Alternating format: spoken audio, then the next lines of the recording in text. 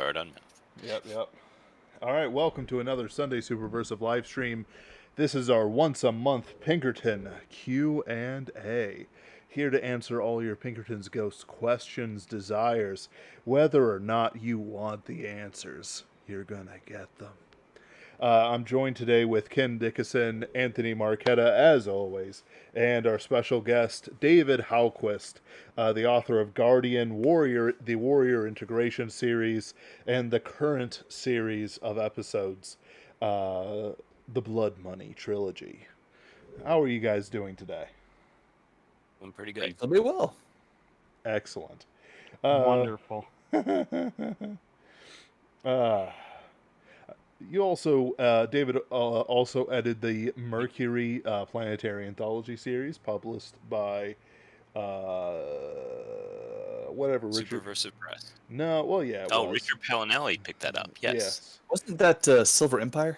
No. Tuscany Bay. Tuscany Bay, thank Tuscany you. Bay. Oh, okay. I keep thinking it's Tempest something, which actually has quite a few of us in that series. I'm glad you guys are doing well. In Soul as well. Oh, nice. yes. I'm waiting for that audiobook. You better believe I'm pimping out that audiobook when I get it. Let us know when it's out. Oh, yeah. So, with... Did you do the audio? Was that? Did you do the audio for that? No, somebody else did. Okay. Whoever they're doing for all of them. So, moving on to Pinkerton's Ghosts. Let's see here. We have 1 month to go before Season 2 starts. David's holding the line with the Blood Money trilogy. We've got another special guest coming up after him. It's exciting. It's wonderful. David, since you're the star of this series, how are you feeling about it? Oh, well, I'd probably say something modest, but I actually am not very good at modesty. So I'm saying I'm having a good time with this. It was a lot of fun. It was a lot of fun to get to work with Blood Money and Shipton, which aren't my creations, but one of our other regulars here. And so continuing basically the warehouse scenario that was it called Warehouses? What's the actual title? Hunted. Haunted Warehouses? No, just Hunted. Hunted. But yes, which brought up the werewolves, Blood Money, Shipton, and so I'm writing basically the prequel trilogy. But unlike other prequel trilogies, this one's good. Blasphemy, the original prequels were fantastic. Yep. I found them crass, harsh. They get everywhere. There it is. It's like it puts the Star Wars into perspective. They hear these sounds, the sand people run, they're screaming, "Oh no, it's the sand guy, he'll kill us, he'll kill the women and the children too. Run."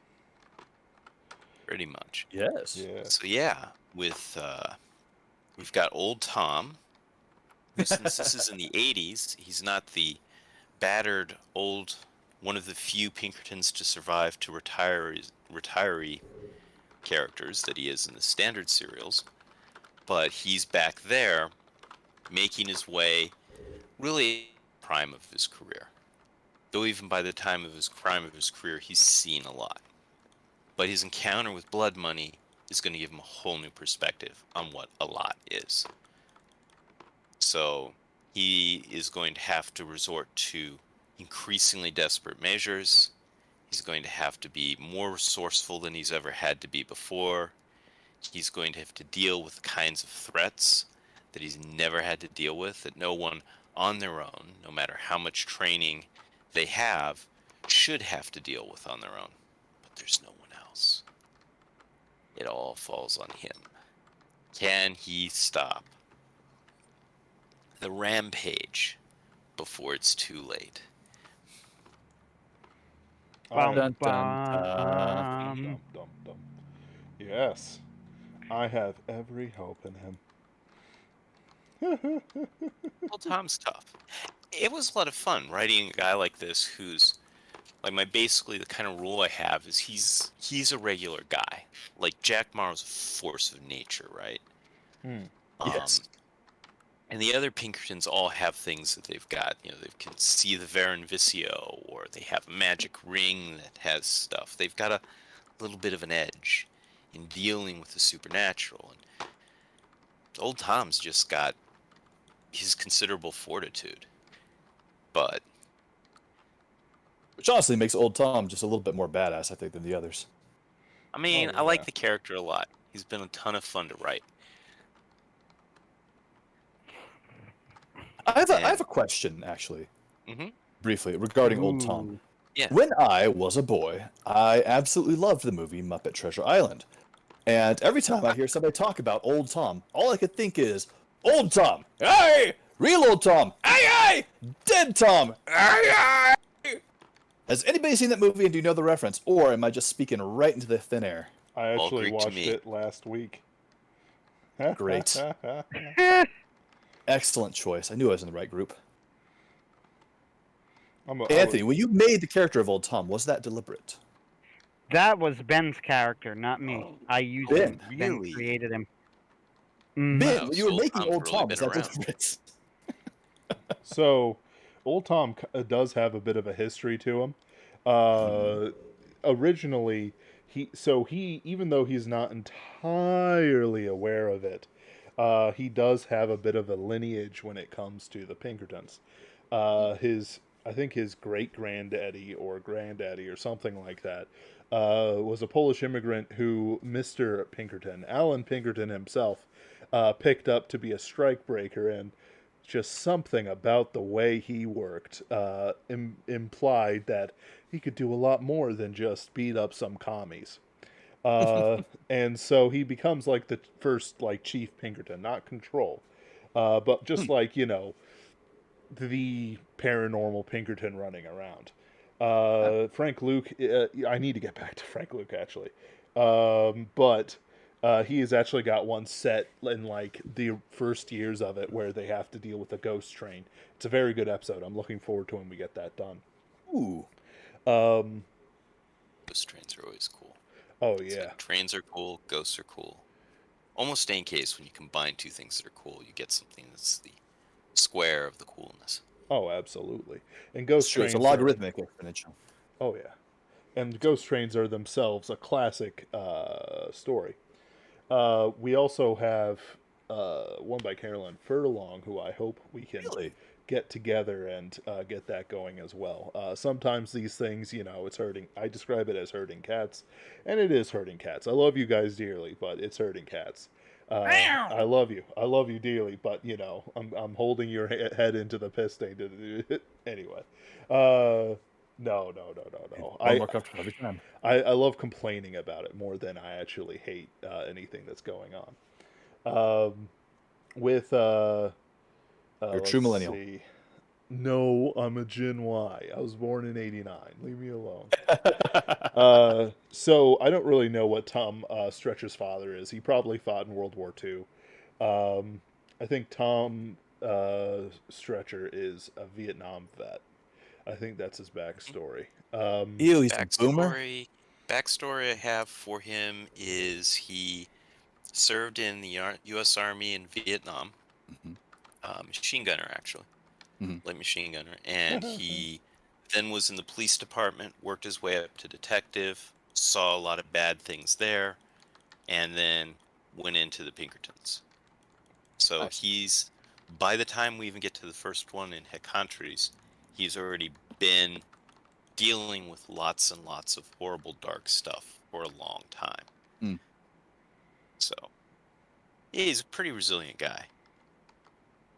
Oh yeah. I am amused by the fact that I named another character Tom. So technically there are 3 official canon Tom characters. So to be fair to the eldest Tom, old Tom, if you will, dead Tom in this case, he's technically like Tomislav Stryker, some Polish spelling. But it's God bless the Poles. They've just got the most It's worth complicated actually language known to checking to man. get it right. We can, there's a number of things where you can look up names of various ethnicities, nationalities, history, etc. yeah. So, yeah. Yeah, and Anyway, I also have Tom Morrow, who's Jack Morrow's grandfather. Such a good name. And the joke, of course, will be, I'll get you tomorrow. And then he, like, skips town or something. Because... The Man of Tomorrow is just the best name. It is. So good. Anyway. So coming up with Tom Stretcher, it was, me and David. Like, I knew David could do a voice that's very, shall we say, noirish. And when I... Flatter me. Of course. When I deal with authors, I sort of pick up what sort of voice they would be best at. Frank Luke enjoys, kind of older stories. Caroline Furlong likes World War II, but is a bit modern and is comfortable with military stuff. David has a great noir. Ken, I can't really say, that, but it's like you've been hitting the challenges that have been given. But you don't write like other people do for this, so I can't psychically pick up and pick you apart. Enjoy the very innermost parts of your writing styles. Because I don't have a writing style yet. No. And Anthony, he's just very competent, and he hits the dialogue way better, more consecutively than I ever do, which is pretty important for his style of story. So I'm always kind of thinking about it. So I set up Tom Stretcher to play to David's strengths. And I can't have every character be a rolling ball of violence like Jack Morrow and Tom Stretcher, but hitting the balance between the two of them and allowing for character growth, especially to be sort of played forward towards the modern Pinkerton era. Like I need to upload that thing that Anthony did, actually. That would serve us well while we're waiting for stuff to happen. A talk with old Tom? A talk with old Tom. Oh, yeah. I finished editing that, right? I sent that to you guys. That's done. A talk with old Tom is under the radar, like the best Pinkertons related thing that I've written. It's literally just Sean and Tom having a conversation with each other, but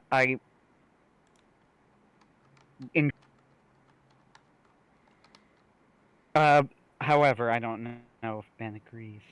Well, I think you cut out so because much. you I cut did. out. Yeah. Oh no!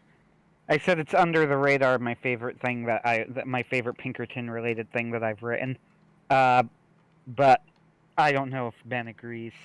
It's pretty nice. I'm personally still a big fan of your.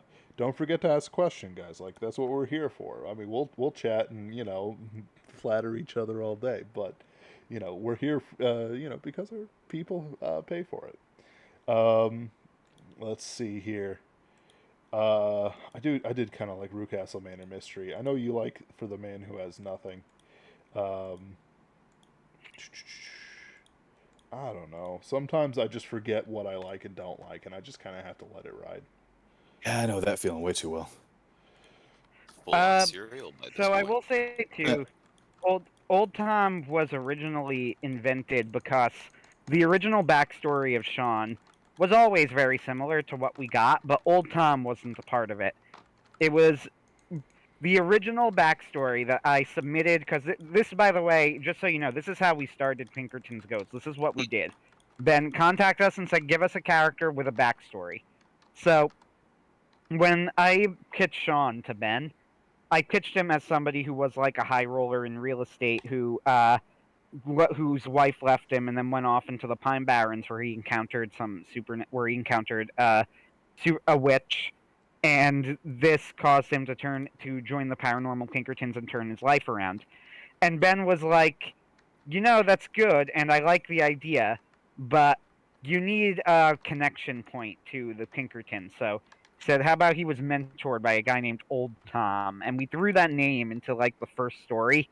And then Old Tom just kind of became repeatedly referenced by Sean. And the references became more and more specific until eventually it turned into Tom kind of became his own character as time went on. But Tom's origins were as a way to complete the puzzle of Sean's origins initially.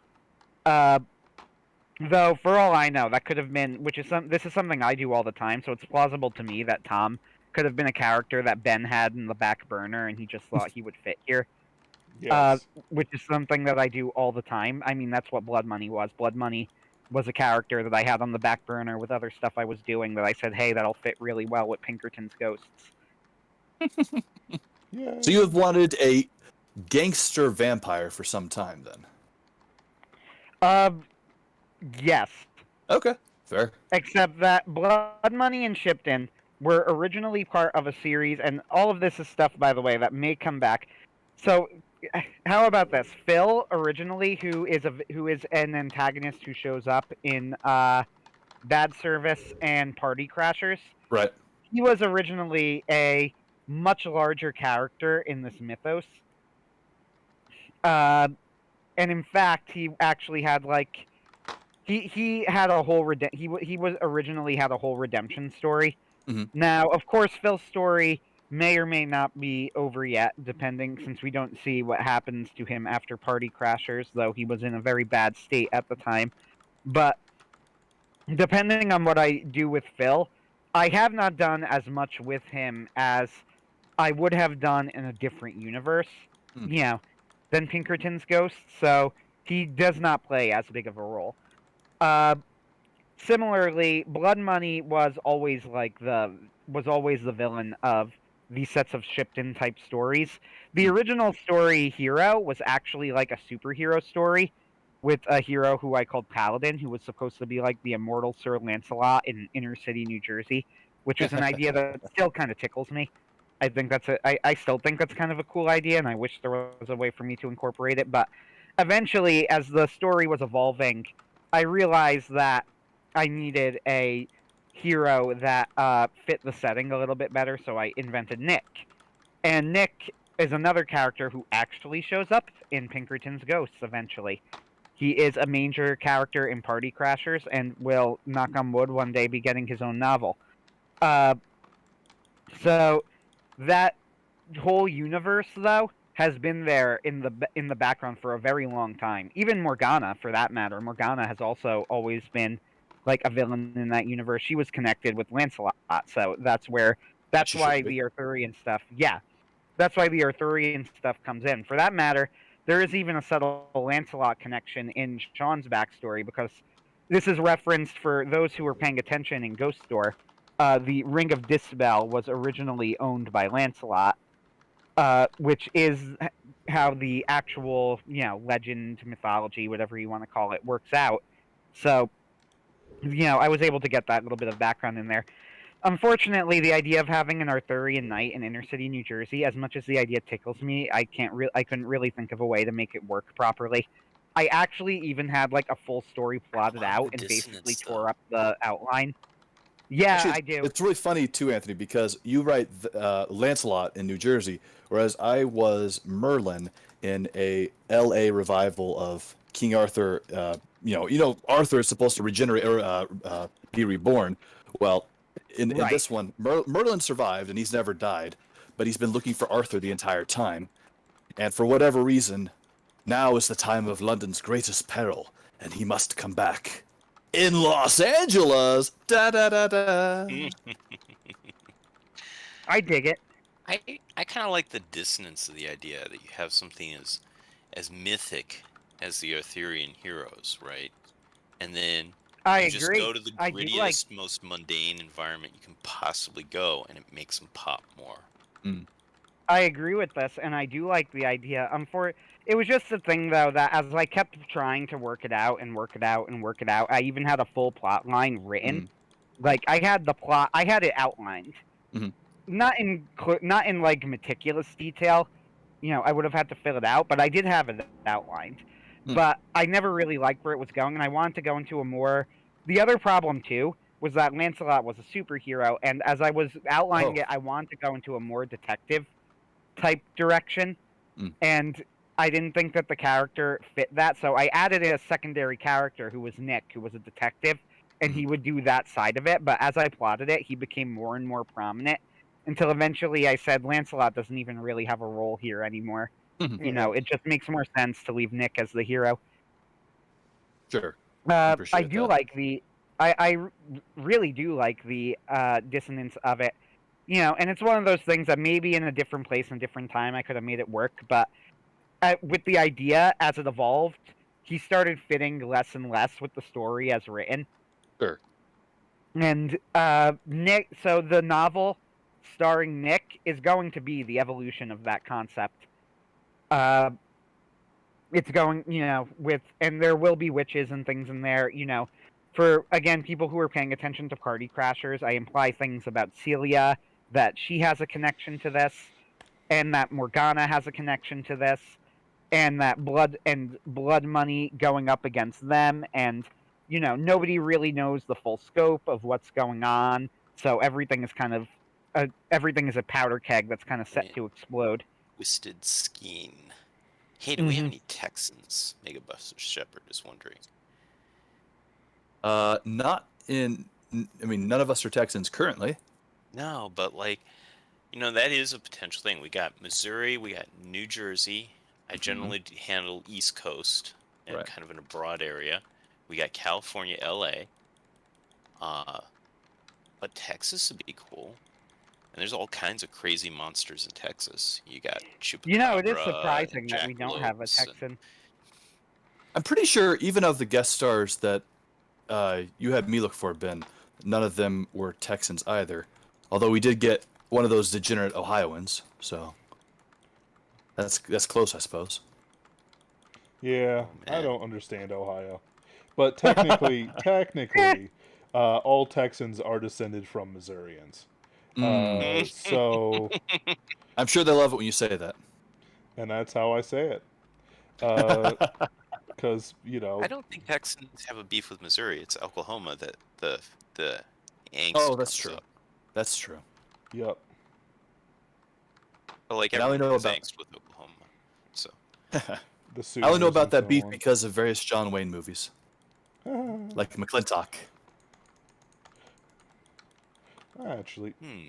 just watched one later. Let's see. Any Which other- one was that? I don't know. It was about a bunch of my thing isn't updating with the questions. Basically, a kid got kidnapped, and he has to pay Oh, Big millions. Jake. There we go. Great movie. One of the few ones that actually ended pretty sadly. It ended sadly. Well, like two of the main characters died, Oh yeah, the Indian and and his dog. And his dog. Yeah, that was pretty sad. Yeah, I think also one of the sons died, if I remember correctly. Yeah, earlier on, Yeah. maybe dead. We don't have any Texan characters yet. Not There's yet. no reason we couldn't. Pinkertons, of course, themselves were famous in the Wild West period, Right. like the real ones. Right. I'd love to get in a Texan if anybody is a solid Special ladder. signature silver alloy 357 Magnum. Yes. So I will warn any future guest stars. I am strict and rigorous when it comes to my audio qualifications. It was blessed by 3 Spanish padres and forged from the bells of a monastery that was burned down by a vampire. There we go. Fantastic. It is. I like that. As it is written, it is done. Canon. So it is written. That's right. Thank you, Yul Brenner. He could absolutely look like Yul Brenner, Right? Yul Brenner could be any race, and we'd believe it. etc., etc. That's true. Yes. You are absolutely correct about that. Right. How I envy him as This a guy that person. played Zorro, he like could play anybody. Oh, what do you mean, Rodrigo. Antonio Not Banderas or Zorro, the real not, one? not the guy that played Zorro. I meant the guy that played Zorba. Oh, I have no clue who that's supposed to be. Oh, Zorba. Oh, do you mean was that the slave driver? is it O'Toole? I- No, I- there was a Googling Zorba. yeah.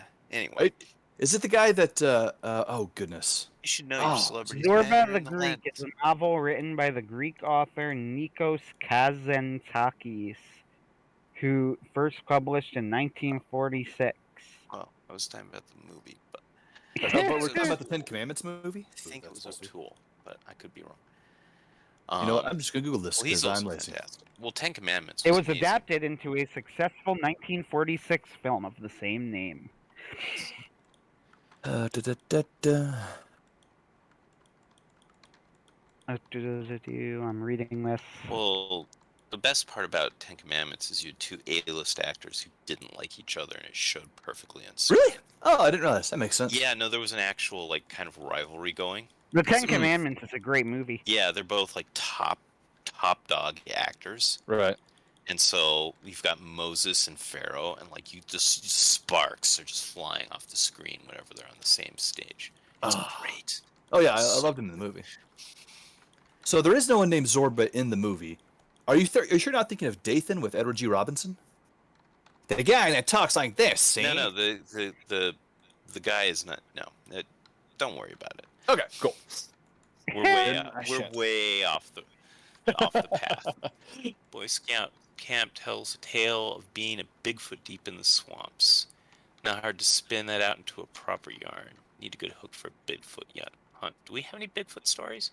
Well, so Bigfoot's kind of the Pacific Northwest, and to be honest, Oh my the guy in the gosh. Pacific Northwest has always kind of hated Bigfoot stories. Oh my gosh. This is delicious. Let's look at Mega Buster Shepherd's latest one.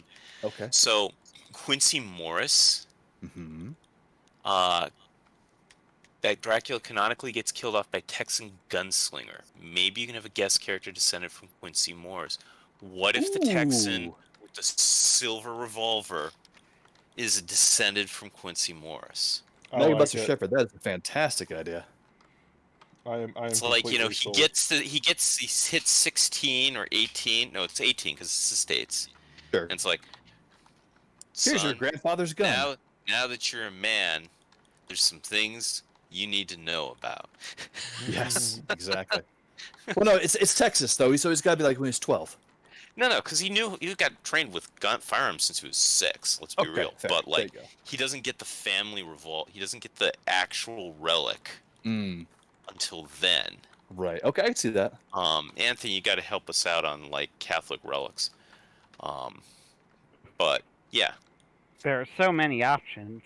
Yes. yeah, but we go all in for this. I'm kind of feeling this. This is good stuff for like occasional guest stuff. I like the idea of a Texan Pinkerton a whole lot. Oh, absolutely. Big feet. And he's got to be the type that absolutely hates Sean Russo because he's from Jersey. James A. Hill. Yeah, I like it. Railroad Baron of St. Paul. He built the hates railroad. Sean, and Sean has no idea and is just confused by how Yes. aggressively he talks to him. Yes. Well, we might go the other way. So we've got a lot of very experienced Pinkerton hunters. Maybe we make the Texan a younger guy. He's just starting out. Like, he's there. Well, Sean was supposed to be the less experienced one as originally conceived anyway. Yeah. But like Sure. now he's got over a year under, at least, or a couple of years under his belt. Like, he's serious now. Right. Sean is definitely like veteran officer level material at this point. Besides, Sean came That's into it with a true. really awesome weapon. So Yeah, so like this guy, he just finds out. Like he's been, Right. he's been training. He's, done some marksmanship contests. Finished Eagle Scout. The usual kind of things. But he's like suddenly discovers this, and he's like, "Whoa!" world shattered, mind Right? blown. It's like, well, what do I do? You'll have to make the decision of that. You're a man now. That's right. You're a man, son. You're a wizard, Harry. Seattle. Wow. Like, yeah, you could do so much with Seattle. Bradford Walker's talking here. Ooh, Bigfoot, gotcha. Seattle. Yeah, Seattle's got some interesting dark history. They've also Sure. got also the Portland area, which is right near next door with all the weird Right. underground tunnels they've had in there, Oh yeah. like since forever. Oh yeah. We touched on that a little bit with the dragon sickness one. I've been out in the forests hiking there a little bit, and like It's gorgeous. In You Portland? get the mist in. Actually, it was in Washington State that I was hiking. Oh, sure. We were going up to the Olympics, Mhm. but the way the mist comes off the forest, and it's just primeval. Like it's amazing. You could easily believe anything could be hiding in those woods. So it has Yeah, the perfect vibe for horror. Sure. I could see going back to I could go back to Seattle for a Bigfoot story. A sort of an urban Sasquatch. Thank you, Red Letter Media. That's a good name. I wish I could say I stole it, but I wish I couldn't say I stole it. But it is the name of an absolutely terrible B-list movie. Might not even be high enough to be a B-list movie. Yeah, no, like there's a lot of cases where like you'll hear of a title or a name or something, and then it'll be attached to something that's not any good. And it's like, no, Right. it's wasted. It can't be used now. Exactly. Like when a really good idea gets upstaged and then there's great writing and development, or it makes a good movie, Right. like all I can do is tip my hat. Oh, sure. Congratulations, you did it perfectly. But when it goes into something that's dreck, it's just the potential gets wasted. Right? Absolutely. That idea it's had a true its whole shame. life ahead of it. That's right. What have you done? You fools! You destroyed it! You damn dirty apes! You did it, you maniacs! Right. All right. Exactly right. Me just sitting here hearing you guys talk about Bigfoot when there's skunk apes to be had in Missouri, which are basically Bigfoots.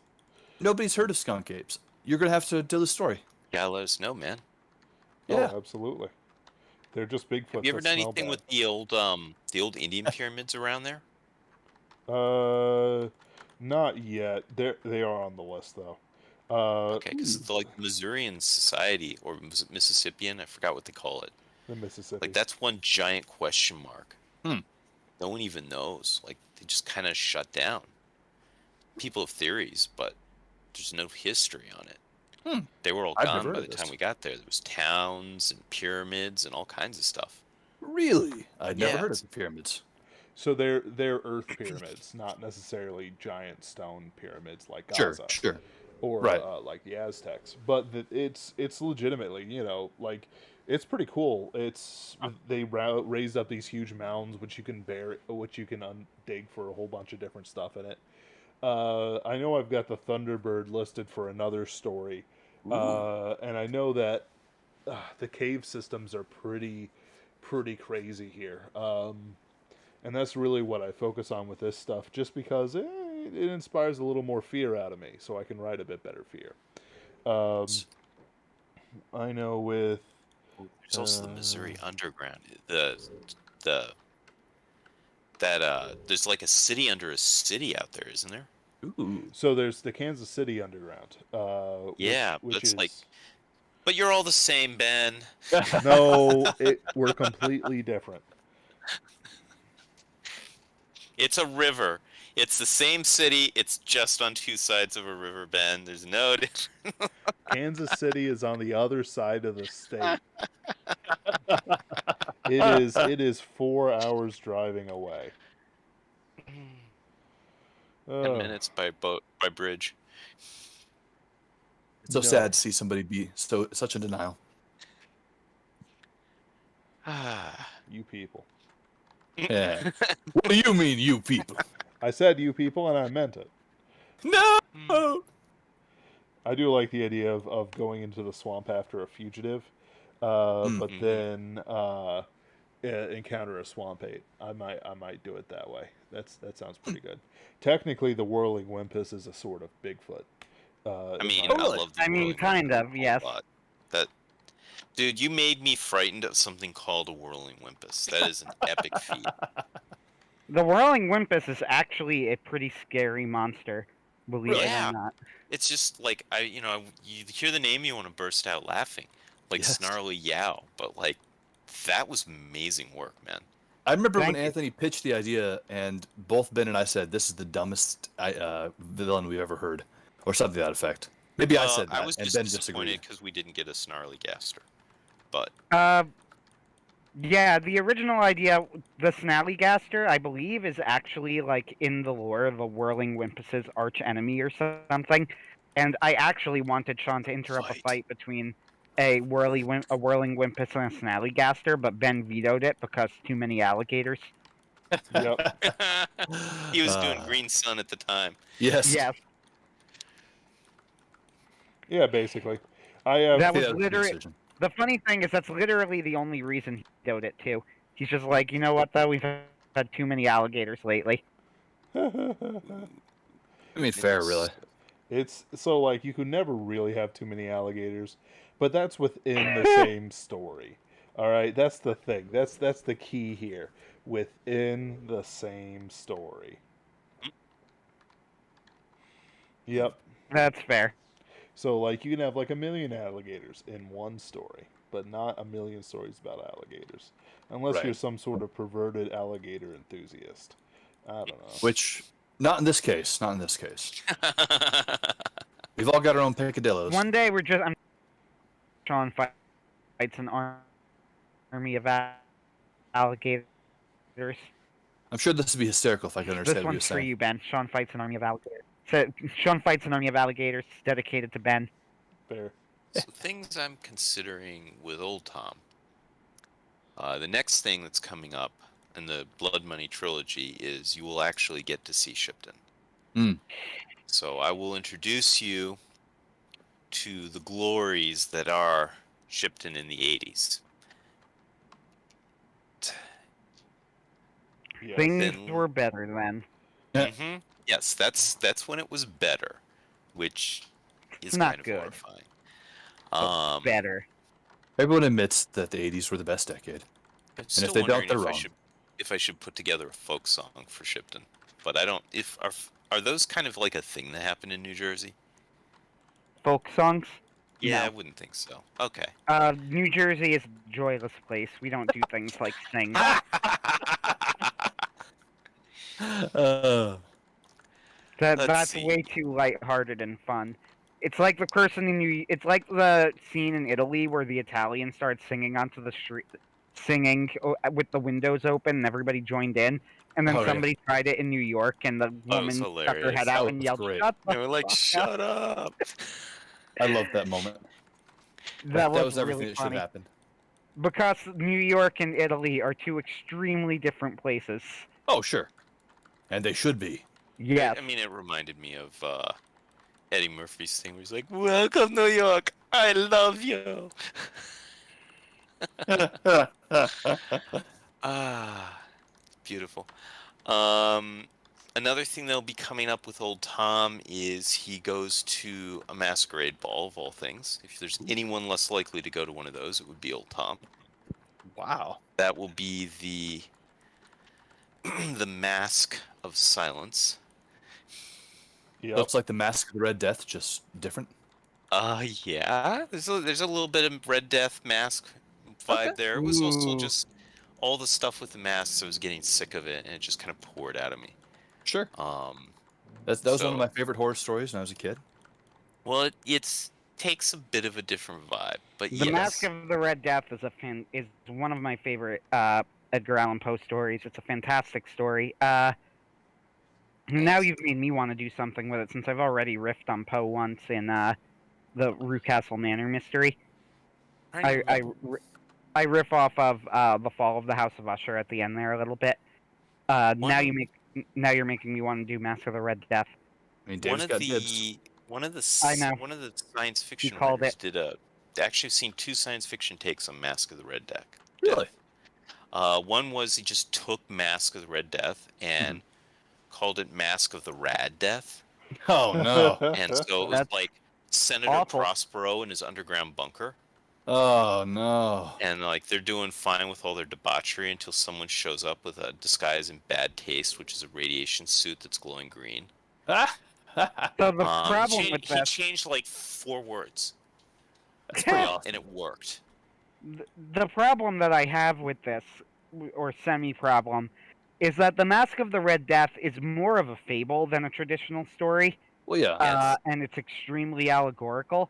Yeah. So turning it into science fiction seems to me to kind of defeat the point of it. It's like trying to turn the tortoise and the hare into science fiction, and then going, this is a super intelligent tortoise and a genetically engineered hare whose And yet, what drug if it makes him worked and fall proved you wrong? asleep every 500 yards. But what if it worked nonetheless? Then I would be I guess impressed, I'd be and I would love it. impressed. Yeah, I would Because be this impressed, thing but it still also worked. seems foolhardy. It sounds fantastic to me. I would absolutely love to watch. Where did you say you found this or watched this? I'm trying to remember. It's famous. It's one of the more famous Golden Age sci-fi writers. Oh, okay. Mask of the Rad Death. Yeah, just I'm just Googling search it. on it. You'll find it. Including And- results for Mask of... No, I don't. I'm not looking up the Mask of the Red Death. Why not? Yes. No, 'Cause no. he's looking for It the says Mask it's of the Rad including Death. results. Oh, I see. It's I Um, get you. Let's Okay, see. I used the wrong mask. I may Let's do try a if we're doing a whole bunch of young Pinkertons, like back before they joined the Pinkertons order, because I think there's one of those coming up with a few of those coming up. I might do a young one with Tom where he runs into something in the jungles. I was also thinking maybe we need a Wendigo story, and Wendigo fit really well for the Seattle-Tacoma area very well also. I think I have a Wendigo story in Well, then I'll back off and you on can my take it. list. Let me just double check. If I don't have it on Go my ahead and list, check I'm not that gonna. box.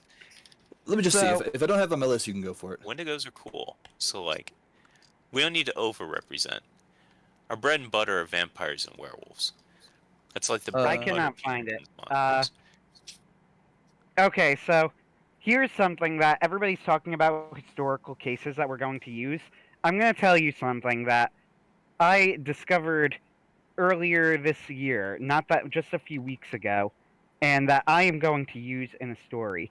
So there is a town in the state of Pennsylvania called Jim Thorpe, Pennsylvania. Oh, Jim Uh, Thorpe. Name yes. already. It He's is a very good unusual Oregonian, town. that man. Mm-hmm. It is a What? very unusual town. It is named Jim Thorpe because the wife of Jim Thorpe buried him there. She promised the town that would allow them to bury her son's body there, that she would allow them to name it after him, and this town, at the time known as Mouchchunk, agreed. So, All right, different guy. Jim Thorpe was an Olympic athlete. Right. But that's not the interesting part of the story. The story is about the Molly Maguires. Now, in Jim Thorpe Thorpe was a mining town, or Mouchchunk at the time, we should call it. We'll go, since we're going further into the past. Mouchchunk was a mining town. It was basically a company town. Miners needed to shop at the company store, live in the company lodging, and they would get paid ludicrously low wages, like, Sorry, St. Peter, I can't come. I owe my soul to the company store. Right, exactly. They would be paid like $1 a day. So, ludicrous wages for extraordinarily deadly work. You would be talking like 5 or 6 people would be dying per day or something absolutely insane like that. Like, it was crazy. They tried striking, and that did not work. They realized that it was hurting them more than helping them, and eventually they had to give up the strike, and when they came back, their wages were cut even more. So, finally, a lot of the miners at the time were Irishmen. Because of the potato famine. They had been driven there, and nobody wanted to hire the Irish, so they took these horribly dangerous mining jobs. There was a conspiracy group called the Molly Maguires, named after an Irish conspiracy group. Supposedly having to do... The reason that they were called the Molly Maguires was that the Irish version of the group was something to do with, like, I think, rent, and tenancy, that she was protesting against rent strikes, and they were, like, the American branch of the Molly Maguires. Incidentally, it's unclear if they were actually even a branch of the Molly Maguires or not. There is a chance that they were actually a completely different secret organization, but regardless, history has them pegged as Molly Maguires. That's what they were referred to as in the trial. And they and the Molly Maguires have a conspiracy planned against the mines. They decide they're going to start trying to disrupt the mines using less than legal means, including things like blowing up parts of the mines and possibly even murdering people. Maybe. Now, it is an important part to the story that nobody was actually ever killed by the Molly Maguires, though they did substantial property damage to the mines. However, the conspiracy is caught before anybody gets hurt, at least anybody who is not one of the miners gets hurt, because miners do get hurt, but that's another story. Well, they're Irish. Nobody cares about the Irish. Exactly. They are caught because of a Pinkerton who goes undercover in the mines, James McPherson. He rats out his fellow conspirators, betrays them. He goes to trial. Believe it or not, one of the wives of the Molly Maguires was actually killed they basically hired soldiers to go and fight them. And the Pinkerton, James, actually quits. He says, don't get me wrong, I don't care if you kill one of these Molly Maguires, they're terrible people, but once you start killing the wives, I'm out. And especially because he thinks this means that now they're just going to retaliate. The Pinkertons need to write him back and convince him that it wasn't their doing, that it was a third party that did this, and they weren't a part of it, and James agrees to go back in once he learns this. James rats out the Molly Maguires. They are convicted in the show trial. They don't have people. Some of the people on the jury don't. Some of the people on the jury don't even speak English. Just various things about the trial were extremely, garbage. It's not even 100% clear that the Molly Maguires are even a part of this, or if it was a completely different secret organization. But regardless, McPherson's testimony is the Pinkerton McPherson is considered enough to have the Molly Maguires executed, and they are executed despite the fact that nobody has actually been killed by them. Now, if you go to the jail in Jim Thorpe, Pennsylvania, which is now a museum, where 4 of the Molly Maguires were executed, you will find a handprint on the wall of one of the cells. The handprint was supposedly made by one of the Molly Maguires, though we do not know who. He said, "I am innocent, and this handprint will stay to shame you for the rest of for as long as this building stands." They tried to plaster over the handprint. They tried to scrub off the handprint. They tried replacing the wall completely, but the handprint is still there, and you could see it to this day. Oh, I don't know. That sounds like some Irish mumbo-jumbo to me. It does sound like Irish mumbo-jumbo. There's an account by the warden who says, "I do not believe in the handprint, and I believe that the handprint does not exist except for the fact that I stare at it every single day." So, you think what you want to think, I guess. I mean, maybe they put up the handprint themselves because they wanted the publicity about it. But regardless, there is a handprint. It's still there. The building is still standing. It is a creepy, creepy jail cell in now Jim Thorpe, Pennsylvania. It was Have you been there? I was there once. So, cool. The interior of the jail cell. Yeah, I don't know how to describe it except to say that, first off, it was in use up until the 70s, and it looks like a serial killer torture chamber. All the best places are? Yeah, you could imagine the jail cell being used by a serial killer where he keeps his victims before he systematically chops them up and eats them. Sure. The solitary confinement is one of the creepiest things that you'll ever see. It is basically just a basement with no lights, and the only light that comes in is through an extraordinarily tiny window that gives you an extremely tiny bit of light. The deluxe solitary cell actually had a toilet. Everybody else got a bucket. I think the question on everybody's mind now, Anthony, is when you're going to write this story. Soon. Yeah, it Cool. sounds Now, like you got the framework for everything there. So, Right. This is a fantastic setting for a story. Oh, sure. And this is a fantastic backdrop for a story. The ghosts of the Molly Maguires, the conspiracy, the fact that a Pinkerton was actually involved in their arrest, that there was a dramatic betrayal. It was practically divinely given for it to you. All of this is kind of builds itself up in kind of built up into a tailor-made Pinkerton investigation. Right. Probably what I am going to do is have like the building is shut down for some reason because something weird is happening, and Sean goes to investigate, and then they learn that Sean is a paranormal Pinkerton, and it makes the ghosts angry. You know, because he's a Pinkerton, Yes. and I they remember. Pinkertons betrayed them. Oh, I gotta So say, and it'll be interesting because I'm probably going to, in order to make it work, I'm going to have to try and emphasize the difference between the paranormal Pinkertons and the mundane Pinkertons, which are two completely different and actually unconnected organizations. The only connection that the two organizations have is that they happen to be founded by the same guy, but their sources of funding, their their organization, and their workers are all entirely separate from each other. And Sean is going to have to try and convince them of this before they take their revenge. It plays into Anthony's strengths as a writer. I suppose it'll be dialogue heavy. Fantastic. What I could do is actually have there be a trial. The Molly Maguires put Sean on trial for being a Pinkerton, part of the organization that unjustly condemned them to death.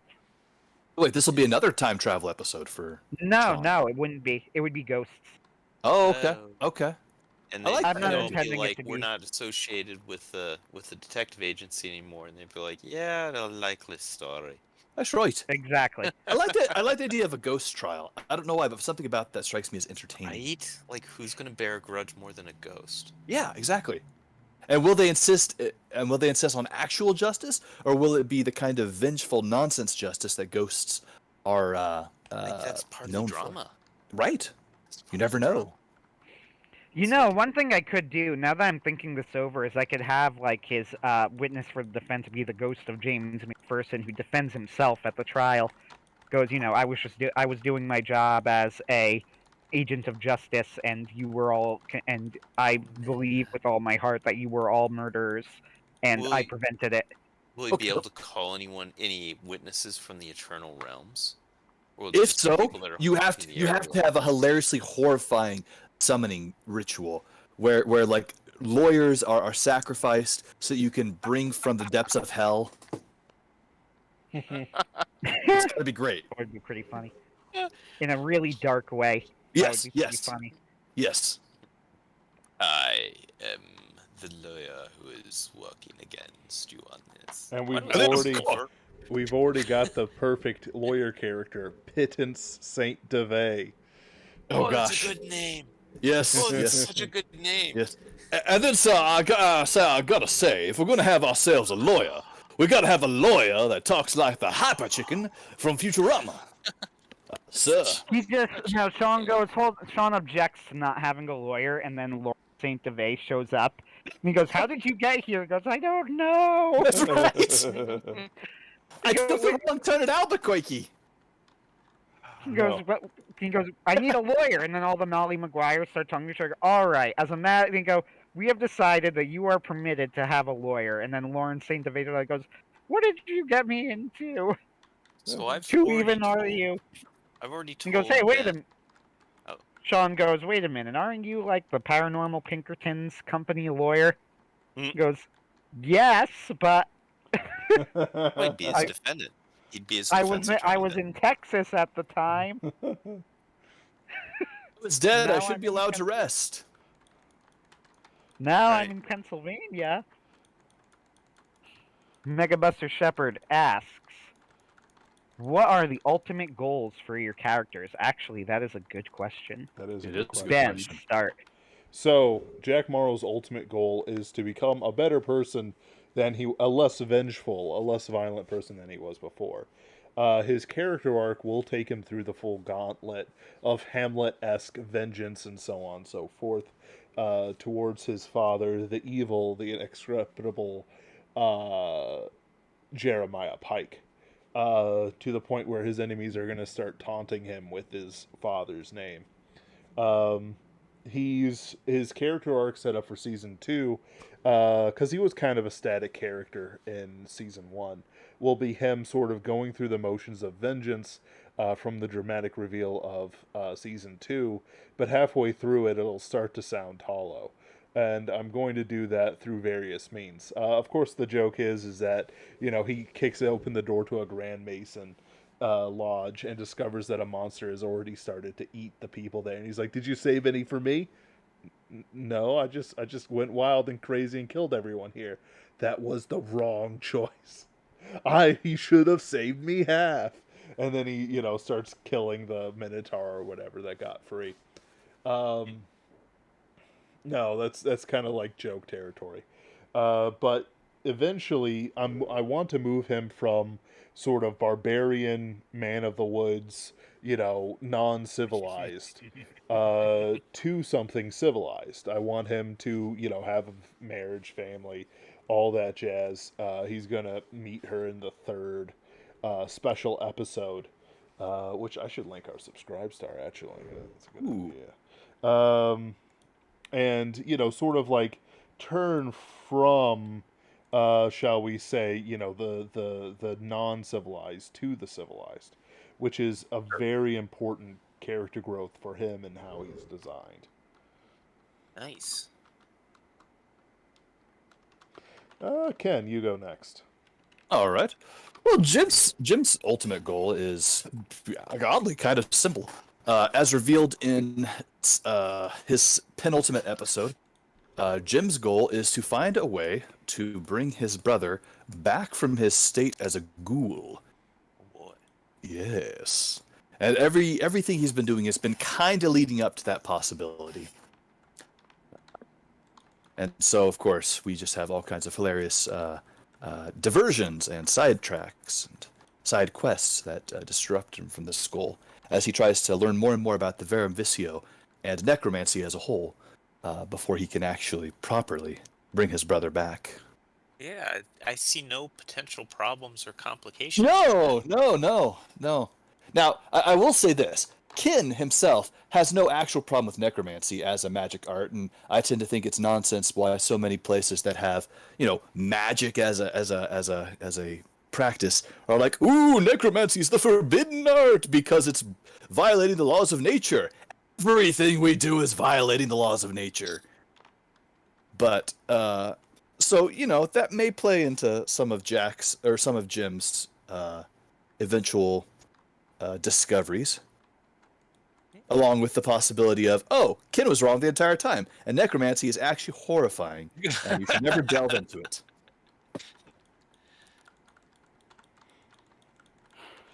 Follow-up questions? So how do you want the character, to show up at the end? Like, what's Jim like? So Jack might be pretty messed up when it comes to like monster hunting and stuff, but he still has the idea of him being, in the Ozarks with a family and so on like that. Right. Like, what happens when the fight is over? Like the end of the finale, Jack is gonna be done. Right. The villains are dead. This is a Superversive story. The villains are dead. The heroes are going to live and win, and so on and so forth. Evil will be put to right. So he's done. Like, when is Jim done, and what does it look like? Well, the thing is, I know you, me, and Anthony have talked about this, but I don't know how much you want me to reveal of what we talked about to our broader audience. There is definitely a plan for the possibility that power corrupts, and absolute power corrupts absolutely, with Jim. Mm-hmm. And he is definitely, especially this next episode that I'm writing, which, guys, this is the big episode. I'm really excited about this one because I'm bringing in Loki right in time for the Marvel. Yeah. And it's Jim touches into the Vicio more than he has thus far, and actually brings in some traditional wizardy tricks, which I'm really excited to play around with. And we're going to see a lot of how the decisions he's made thus far and the direction he's going, how that might influence him, and how that might corrupt his story from here on out. Fantastic. Anthony, Yes. So go I for guess I it. could say just in quicker summation, Jim's story will be will not have a clear ending until season 3 or 4, when we have more properly laid out the final groundwork for what will definitely be his end state Excellent. and scene. Ugh.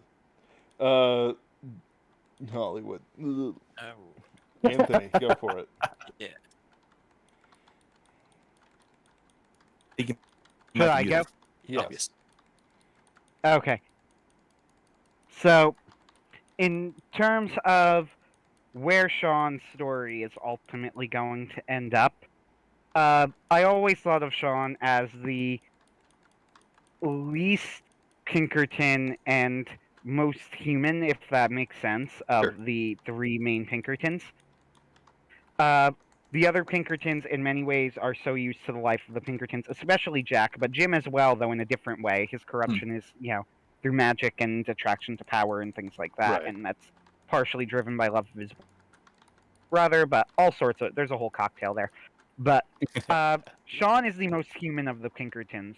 Sean did not, I always am trying to resist quoting the Bane speech from The Dark Knight Rises, even though it fits really, really. I was adopted by the. You were adopted by the dark. I was born in it. That's Sean. right. I did not see the light until I was already a full-grown man. Exactly. That's kind of the difference between Sean and the other characters, though. I always am trying to resist the urge to quote that Bane speech when I talk about it, but it really does fit pretty well in terms of description of Sean. But the thing about Sean too is that there's kind of an unusual paradox with Sean in that joining the Pinkertons, which has driven these other characters in some ways into, forcing them to being versions of themselves that aren't necessarily healthy. It's actually brought Sean into a healthier version of himself. Sean outside of the Pinkertons was a broken human being, and with the Pinkertons, due to the influence of Old Tom and then the influence of the church and gaining a structure and finding purpose, he has managed to build himself up kind of into a better person with a real moral compass. So the end point for Sean, I think, though, is that Sean is a person who values normalcy more than the others. Right. He liked being married.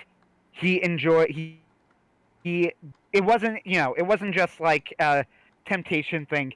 He liked domestic life and being married. And now, as a Pinkerton with a healthier understanding of relationships and things like that, he would like the chance to do that again.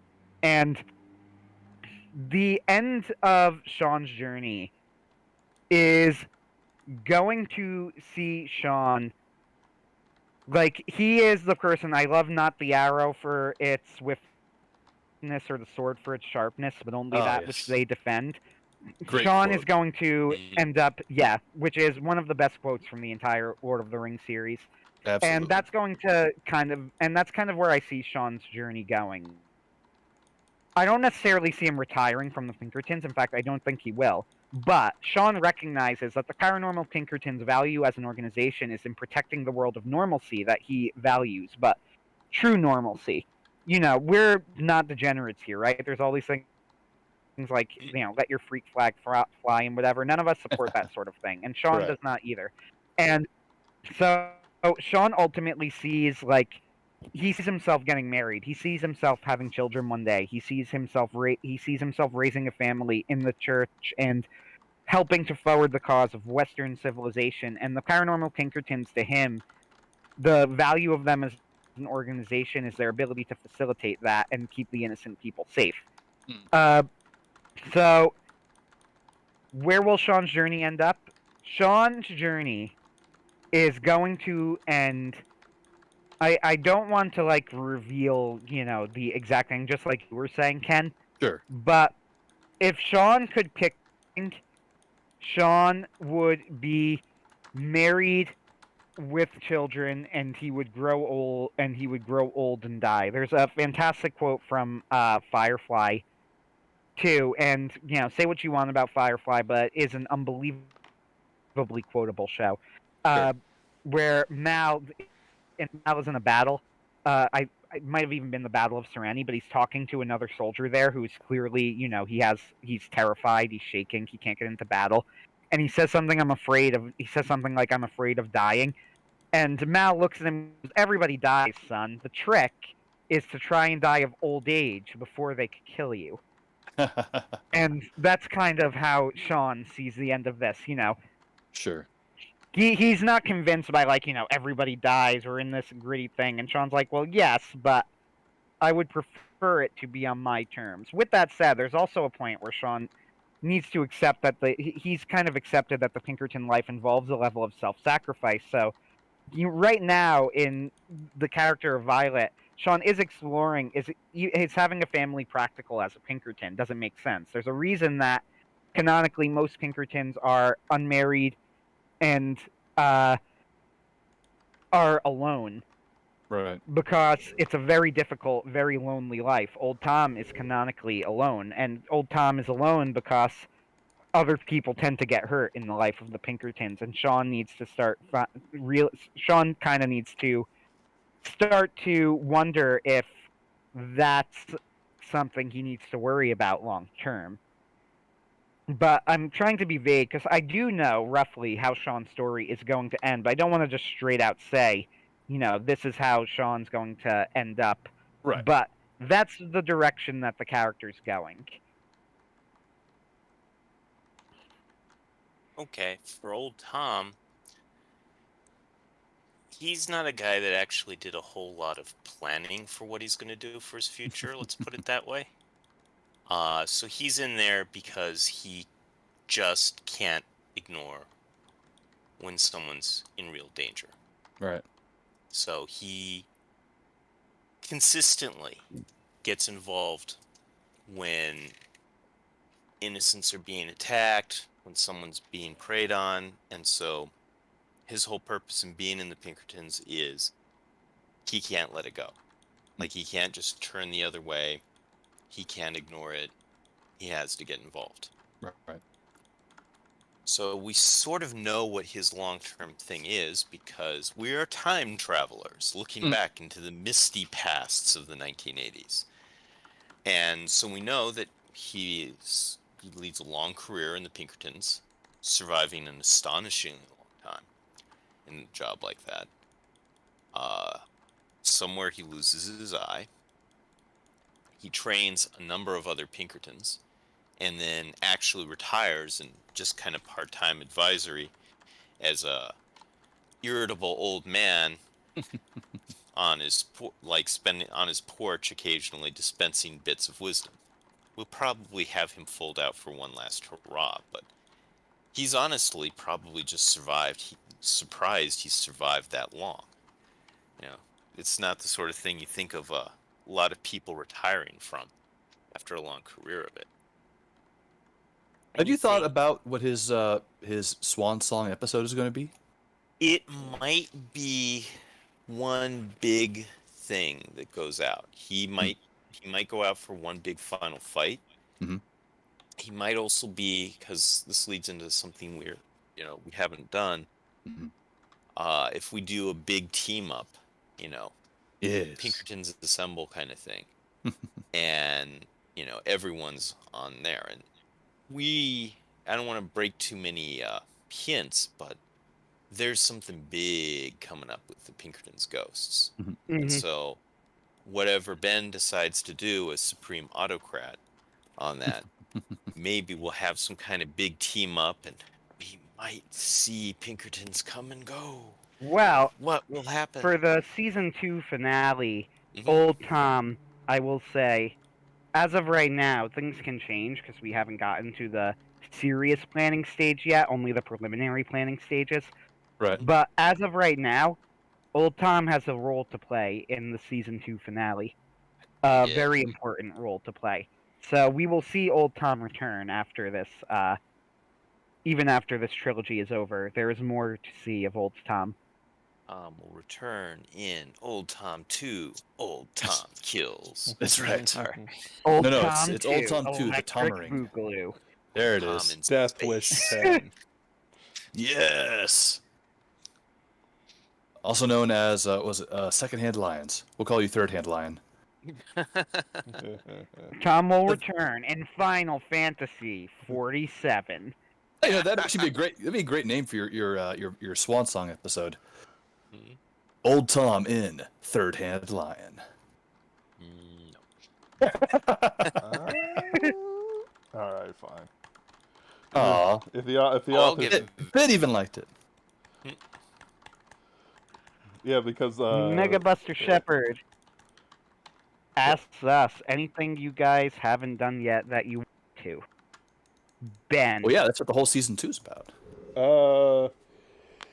So Kind of.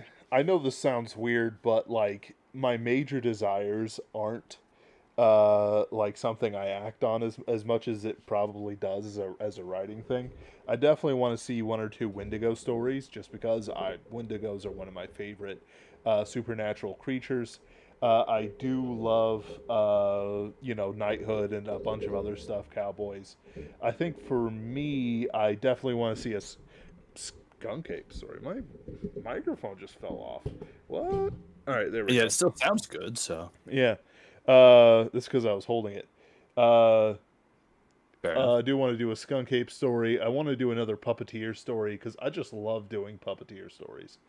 They have the right kind of creepy vibe for what I want. The big thing, I guess, that I'm working on is Children's Hospital, which is the second big episode for Jack Morrow, as well as another Wild Hunt mega episode. Just to throw those out there. Of course, you can see those on our Subscribe Star with the special videos. I might. Young Tom. Oh, sorry. Go ahead.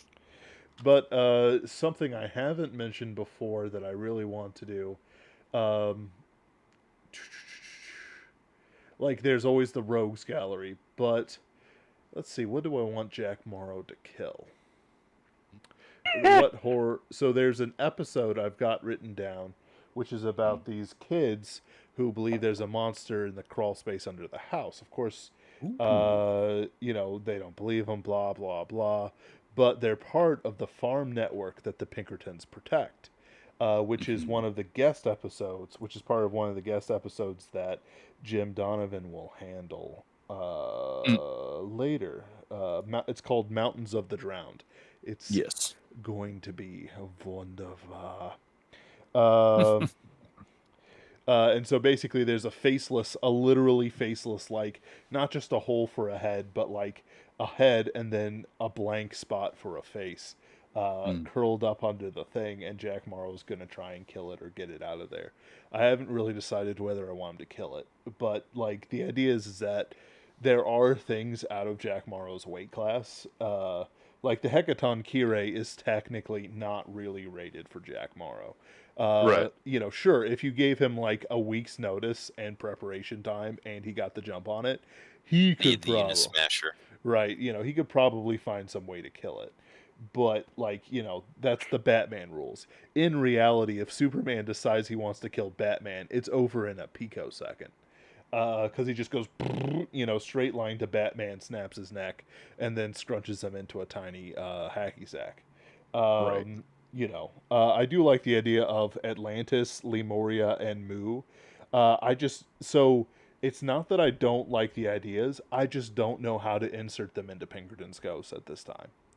Well, Atlantis talk is easy about because I've that. already done a fish place, so you can build it off of that.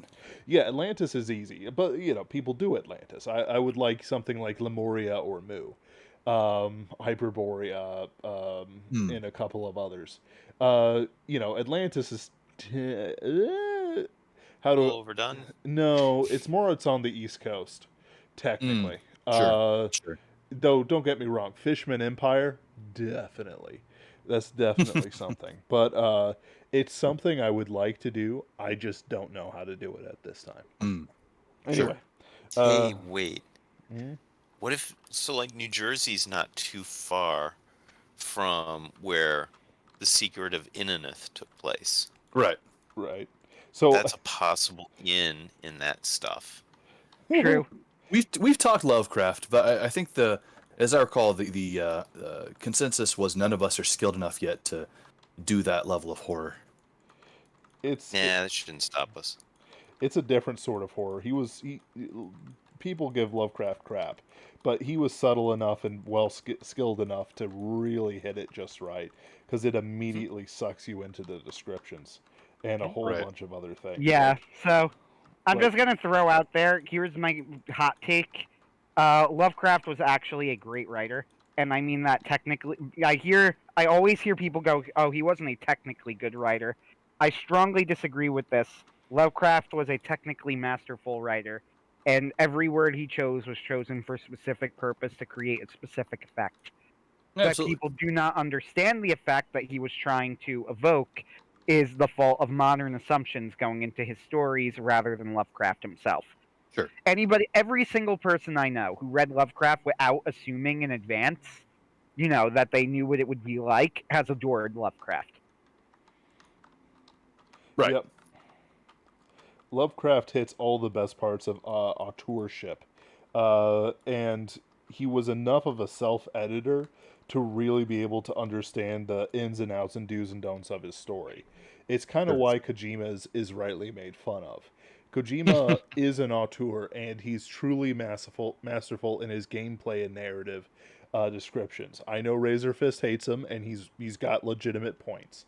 But what makes Kojima great isn't that his stuff is perfect or that he, writes these great plot lines, because his plot lines are patently ridiculous. It's that he merges the story, the gameplay, and the sort of like Ludo narrative ideas, the ideas of play and gameplay and how they interact, just so well. He needs an editor. He needs a writer. But he's able to hit the ideas out of the park. On the other hand, Lovecraft didn't need his editor as much as, say, the average writer does. Maybe. Right. So it's kind of like the thing that was going on where I think it was an earlier one of these discussions that was talking about Heinlein and how, once he became famous, his quality dropped off because, hey, he's Robert A. Heinlein. Right. You're going to tell him that something's a bad idea. Right. When he has bad ideas, because everyone does. Sure. But you go back to earlier stuff like Moon is a Harsh Mistress or things like that, and it's just, flawless. Right. So. God tier writing. Yeah, people can get. Everyone needs, especially at that point. I've already mentioned that, to Ben, when he gets to the point that he's, vastly famous and wealthy, someone will be riding along with him in the car while people are cheering, "Remember, you are mortal." That's right. Yes. Memento mori, Ben. Memento mori. Never. Ooh, a hole and dropped a commando team into it. Like, the South Pole's always fun. What? So what if Admiral Byrd's flight over the South Pole supposedly revealed a hole into the Earth and dropped a commando team into it? I mean, I'm down. There's all this stuff that happened in the 1950 Antarctic expedition with the U.S. military. Like, that's so ripe worth of stuff. Yeah, there's so much you can do. Yeah. And there's the British expedition. There's just already great fiction dealing with this, like John Carpenter's The Thing, or At the Mountains of Madness, which are just amazing.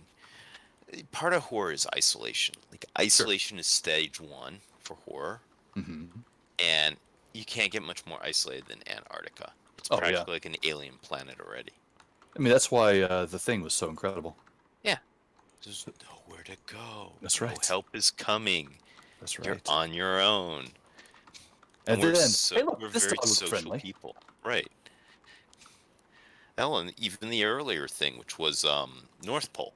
Like the 50s. Yeah, that's right. Yeah, Howard Hawk, The Thing from Outer Space. Vincent Price. Oh, Vincent Price is the best. If I you loved him listen as Radic again. closely, you can hear them crying for blood, as if a newborn child was crying for its mother's milk. So creepy that man was. And yet, even still, I remember Vincent Price best as Ratigan from The Great Mouse Detective. Yes. Which I know that the purists will call that blasphemy, but I mean, come on, I was a kid. Haven't even seen it, but I bet he knocked it out of the park. He did. He was in Brilliance. I mean, he was He- in Michael he was Jackson's hilarious. Thriller Yes. video, Yes. and like held screen presence easily with Michael Jackson, which is hard. Well, His yeah. song his song in The Great Mouse Detective is the best part of the film, and I don't mean the Ratigan song. I mean the Goodbye So Soon song. Oh yeah, that's a good. But the When Ratigan he- song was also pretty good. But you're right. Goodbye so the soon. Ratigan song is also good, but the Goodbye is hilarious. Yeah, And I will argue completely till I'm blue in because the of Vincent face. Price's performance. That movie was the best of the I think they call it the silver era of Disney movies. Right So, before the Little pre-Disney Mermaid and Renaissance? stuff. Yeah, that's it. Yeah, the Renaissance Yeah. period. Pre-Renaissance. The Yeah. pre-Disney Renaissance. Right. Because there weren't a whole I lot mean, of it great movies in the definitely was. 70s. The thing is that The Great Mouse Detective can be very competently argued as the first film of the Disney Renaissance. Before The Ooh. Great Mouse Detective, they were seriously considering shutting down Disney's animation studios, which would have been a net positive. Sure. But they were seriously considering shutting down Disney's animation studios, and The Great Mouse Detective made them enough money that they kept it open long enough to make The Little Mermaid. Mm, It was a definite jump in quality from the previous films. right. So, you can make the argument, and you would have very good standing to make it, that The Great Mouse Detective was really the first movie of the Disney Renaissance. You It could, wasn't but then as it would be popular as The Little Mermaid, right. but it was very popular. And that's why I wouldn't want to call it the first of the Renaissance, because this way it can stand out as the best movie. Whereas if you compare it to Beauty and the Beast, Lion King, or my Hunchback. personal favorite, Yeah. Hunchback, you're going to hit a lot movies that honestly were a little bit more competent, or at the very least were more emotionally manipulative. That Yeah, worked. I would agree. But The Great Mouse Detective is very good in its own right. It Absolutely. stands on its own. The weird song with the rat that dressed in drag was bad, but that's Wait, pretty which one much was the that? only moment of the movie I don't Hold like. on. Hold See, on. you What's the blocked weird... it out of your head. Yeah, apparently No, I have. it wasn't. It wasn't drag. It was I'm being mean, but a mouse sings some sort of sexy song, and Watson gets drunk and dances to it. It is. Oh awkward yeah, and weird. yeah, I remember that. Yeah, she's a woman, not just a Yes, but it was bad. I did not like it. sure. Okay, fair. With that said, the rest of the movie is good enough that's easily ignorable. Right. And like you said, And I'd already forgotten it. Vincent So Price is fantastic. yeah, St. Louis and all the native. other extra actors were great. Was he? What was that? St. Wow. Louis native, Vincent Price, born and bred in St. Louis. He went Wow. abroad to do, theater stuff, whatever theater stuff is. Ew, theater Theater stuff. stuff. Ew, theater stuff. Ew. As somebody that's done Disgusting. theater stuff, there's a whole different implication for theater stuff. I did like the Dan versus the Shakespeare reenactment Wink, festival wink. episode. I don't remember that. He burns down a theater because they served him bad soup, Ooh, which is That sounds the brilliant. right and proper reaction to anything like that, of course. of course. By the way, there is now a I brilliant remember that movie. episode. That was It's a- funny. There's a brilliant Canadian TV show called Slings and Arrows that's all about local community theater, and it is one of the funniest things I've ever seen. If you can find it on any streamer, I haven't, and I don't want BBC America because they just have too many streaming services. I highly recommend it. Fantastic. Yes. All right, let's see here. Ken, My goodness, we've gone on for almost an hour and a half already. I know we still got at least half an hour to go, and a little bit more time. I haven't seen any of the people from Infogalactic, not Infogalactic, Social Galactic on, just because it's like, hey guys, this is, kind of for you and for Cordell and some other people who have mentioned it But if they can't make it, they can't make it. Let's see here. The last time BBC America did anything worthwhile was that clone show. I would say, Bradford, that give Slings and Arrows a try. I think it's got 3 seasons. I haven't laughed as hard. Well, that's not entirely true. I watched Dimension 20, which is a fantastic D&D podcast. That was a little bit funnier. But in terms of scripted TV, this is the funniest scripted TV I've watched in a while. That's fair. So Ken, what sort of episodes are you looking forward to to make? Like, what do you want to make? I know we talk about this, as editor to writer, but in the sense of like, just outside of that. Right. Well, I think we've talked about. I don't know if we've shared it on this live stream before. That the 3 of us have very different. We have very specific realms in which we handle things. Jack tends to deal with the primal and the more monster-based enemies. Sean tends to deal with the more fae-based enemies, and Jim tends to handle more supernatural foes. And so, and of course, there's always crossover, but with each of that still affects not only our stories, but also how we handle each problem. So Jack tends to burn things and blow it up. Sean tends to negotiate and talk, which is a very fae attitude, and Jim tends to use magic. And so in that regard, I'm really excited to kind of expand a little bit. I've got a couple of stories coming out that I'm really excited. Like, I love the fae. When it comes to Irish mythology and Scottish mythology, I think they've got some of the most interesting stuff. When I was a kid, there was a book by a guy named I'm gonna butcher his name so bad. I want to say it was Bruce Coville. That sounds about right. Bruce Coville. And he wrote, it's his name. He wrote a short story anthology that was all full of stories that were kind of weird. They were all for kids, but they were just weird enough that you're thinking, oh, this is kind of gruesome. This is kind of dark. What was it called? It was called, crap. Where are you? Oddly enough, that's it. Oddly enough. And he wrote a vampire story set in an Aztec society, where a vampire was held out to as basically a god among these people, and people they kept bringing women to him. He kept marrying them, and then he would drain their life force, drain them dry, as a worship to the gods. And it was really, really dark and gruesome and really scary. And all of these stories were super sad. And I've always wanted to do stories along that line. So one of the stories, the long story to get to this point, was about an overactive brownie. Now, brownies are an Irish mythology creature that clean things. And if those of you who don't know anything about me, I am exceedingly messy. I will leave dishes for weeks on end.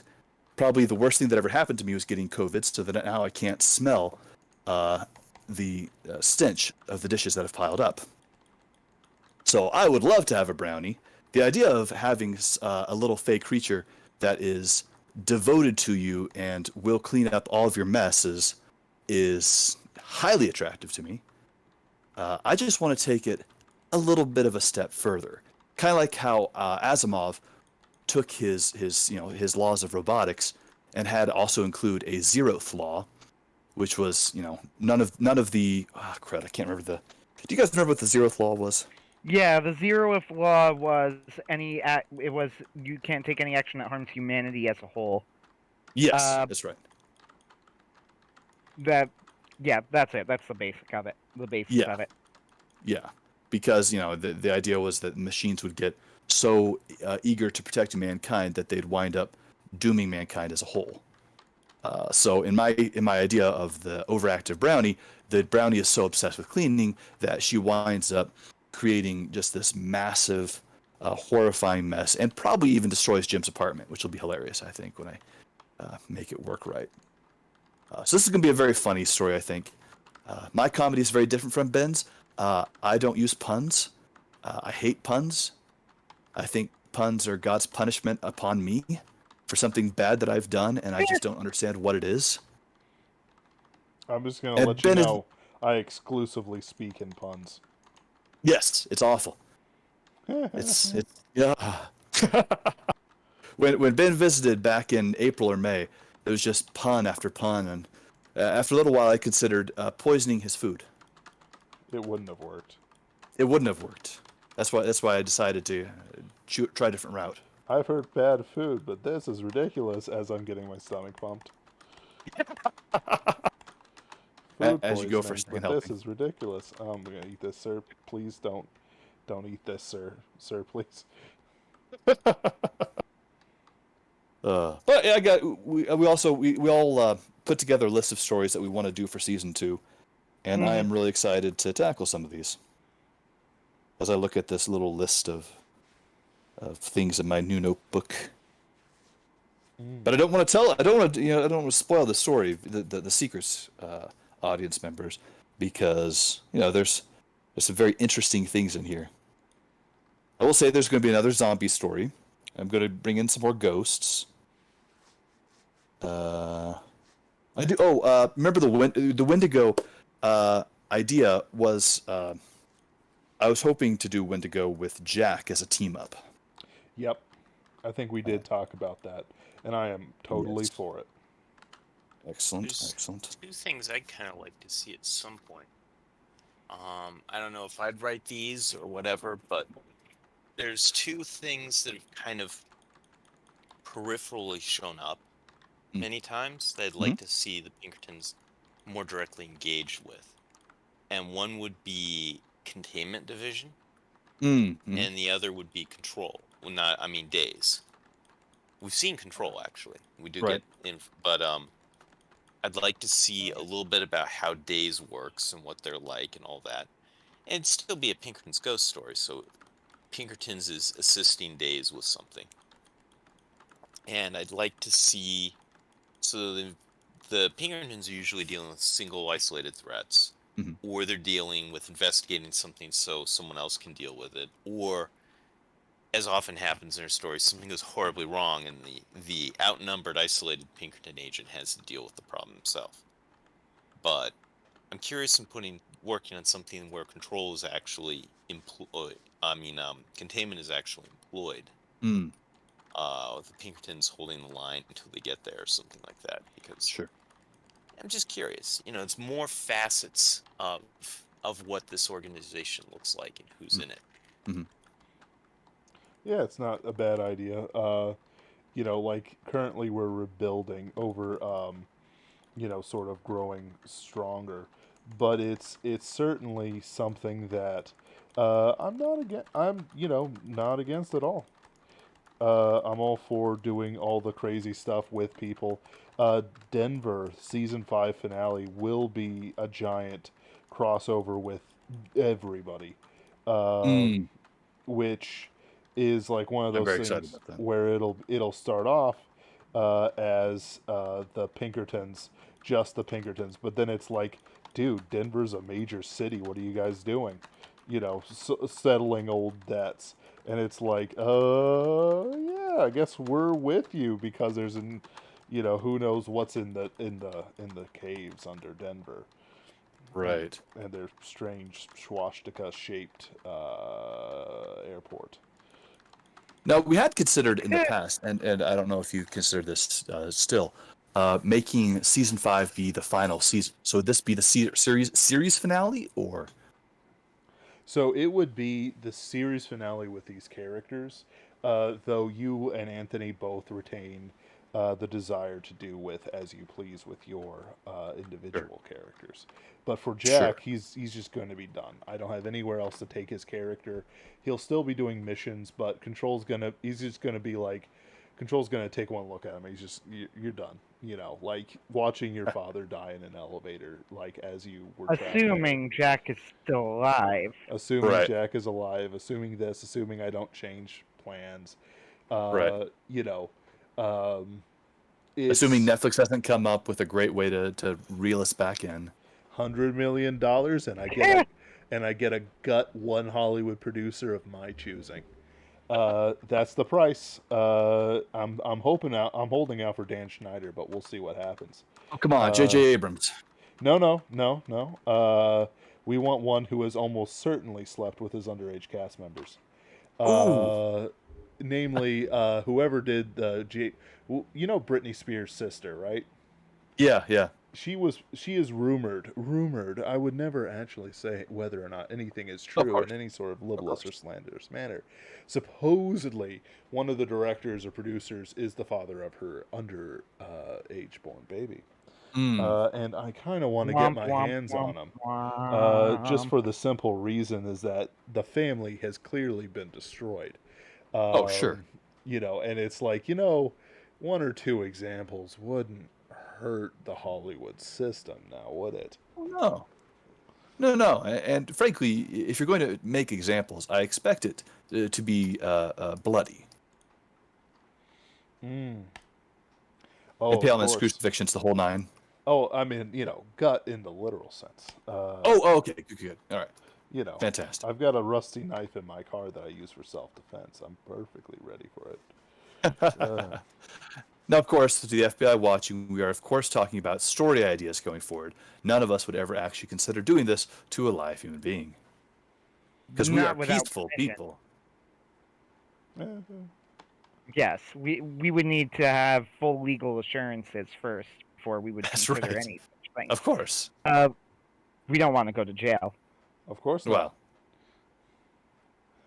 Yes. So, don't want to go to jail. For stories that I'm looking forward to, I'm going to give an answer, and different, more unorthodox answer.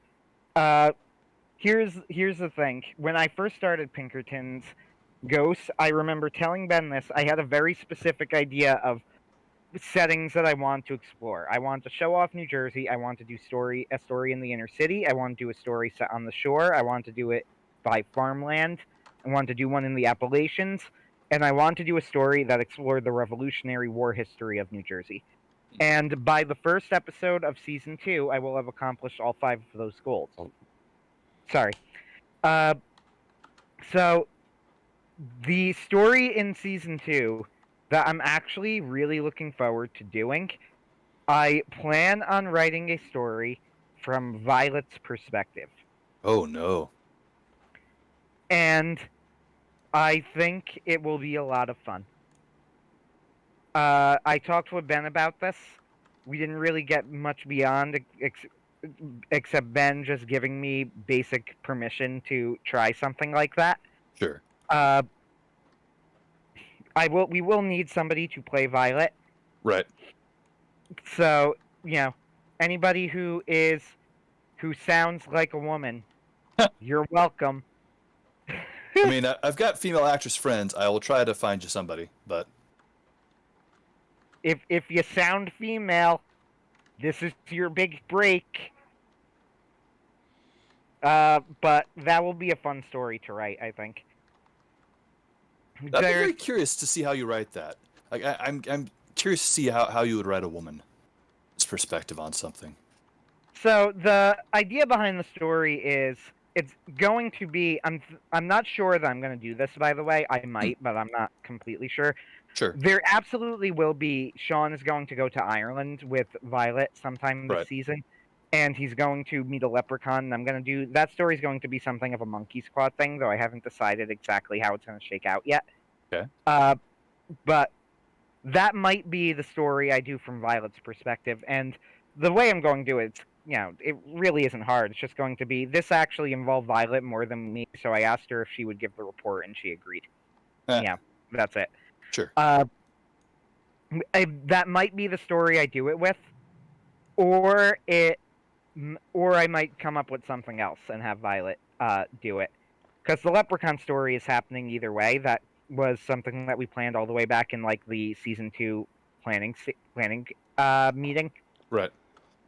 So whether that's going to be the Violet story or not, I don't know. If it's not that, I'm not sure what it will be. However, the Leprechaun story, I think, can work with Violet. Absolutely. It has some advantages in that I don't think you necessarily need to be, to defeat a monkey squad type thing. You need you need cleverness, but you don't necessarily need to be trained in firearms. Right. like you do with most Pinkerton, so it does make some sense, a story that Violet can do. But yes, I am fond of Violet as a character. Mhm. She is canonically not really my character. She's really an Arthur Conan Doyle character, but Oh yeah, that's right. you can't Public win them all. domain. He's Public in the Nice. public domain. domain, so I can admit this and not get sued. But Perfect. technically, Violet Hunter is a character in Conan Doyle. However, she shows up in one story, and there isn't really much to her. She became very popular among Holmes fans because Watson actually openly ships her with Holmes, which is really funny. But like he legit does too. If you read this story, it actually ends with Watson saying he was very disappointed that Holmes never contacts her again. So, like, he is openly shipping Holmes with Violet in this story, which is why and that's the main reason I picked that story to riff off of. Sure. For Rewcastle Manor Mystery. So, I'm expanding on her in completely different ways than Conan Doyle did, and really she isn't the same character. But the core comes from there, this idea of a surprisingly clever woman who is not going to necessarily get freaked out in the face of these mysteries, but is also not automatically competent either. There's a balance to strike there that you got to be very careful about. Sure. I intended to write this as an article for Misha Burnett's Book of Pulp Essays, and unfortunately, I never got around to it. But I have a principle, and it's a Castalia House article at the moment called the Brotherhood Principle from Full Metal Alchemist Brotherhood. That a female character can be as great or can be powerful in.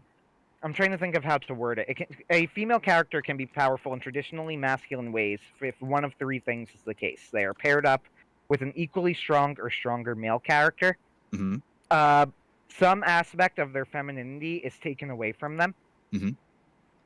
Or, I can't remember what I had for the third. It might have only been those two, actually. Those might have been the two main principles of what I call the two main points of what I called the Brotherhood Principle. In Violet's case, she of course is going to be paired up with Sean, and Sean is a competent Pinkerton at this point. So I don't. As long as I don't have her outshine Sean, she can be as powerful. Or she could be, in certain cases, depending on the circumstance, as competent as Sean. Mm-hmm. But Violet is never going to show Sean up. Nice. That is my rule with her. The Brotherhood Principle comes from Full Metal Alchemist Brotherhood. When I was observing why the female characters of that show all seem to work like gangbusters, I noticed that this was a rule that Arakawa seemed to follow very closely. Azumi Curtis is a great example of this. She is not only paired up with an equally strong male character in her husband Sig, who she famously meets when he helps her carry her bear back to base. Right. And I love that. in a It's great and hilarious, cute.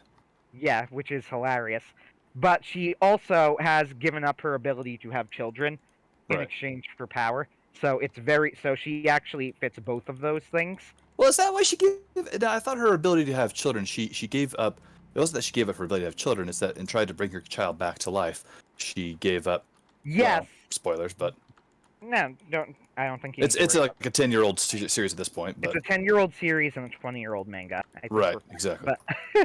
But, so yes. But I do think that there is a connection to the fact that Azumi Curtis is extraordinarily powerful, but Azumi Curtis can also never be a mother. Okay, fair. So I can see that. So what I understood the story is that she tried to bring her kid back to life.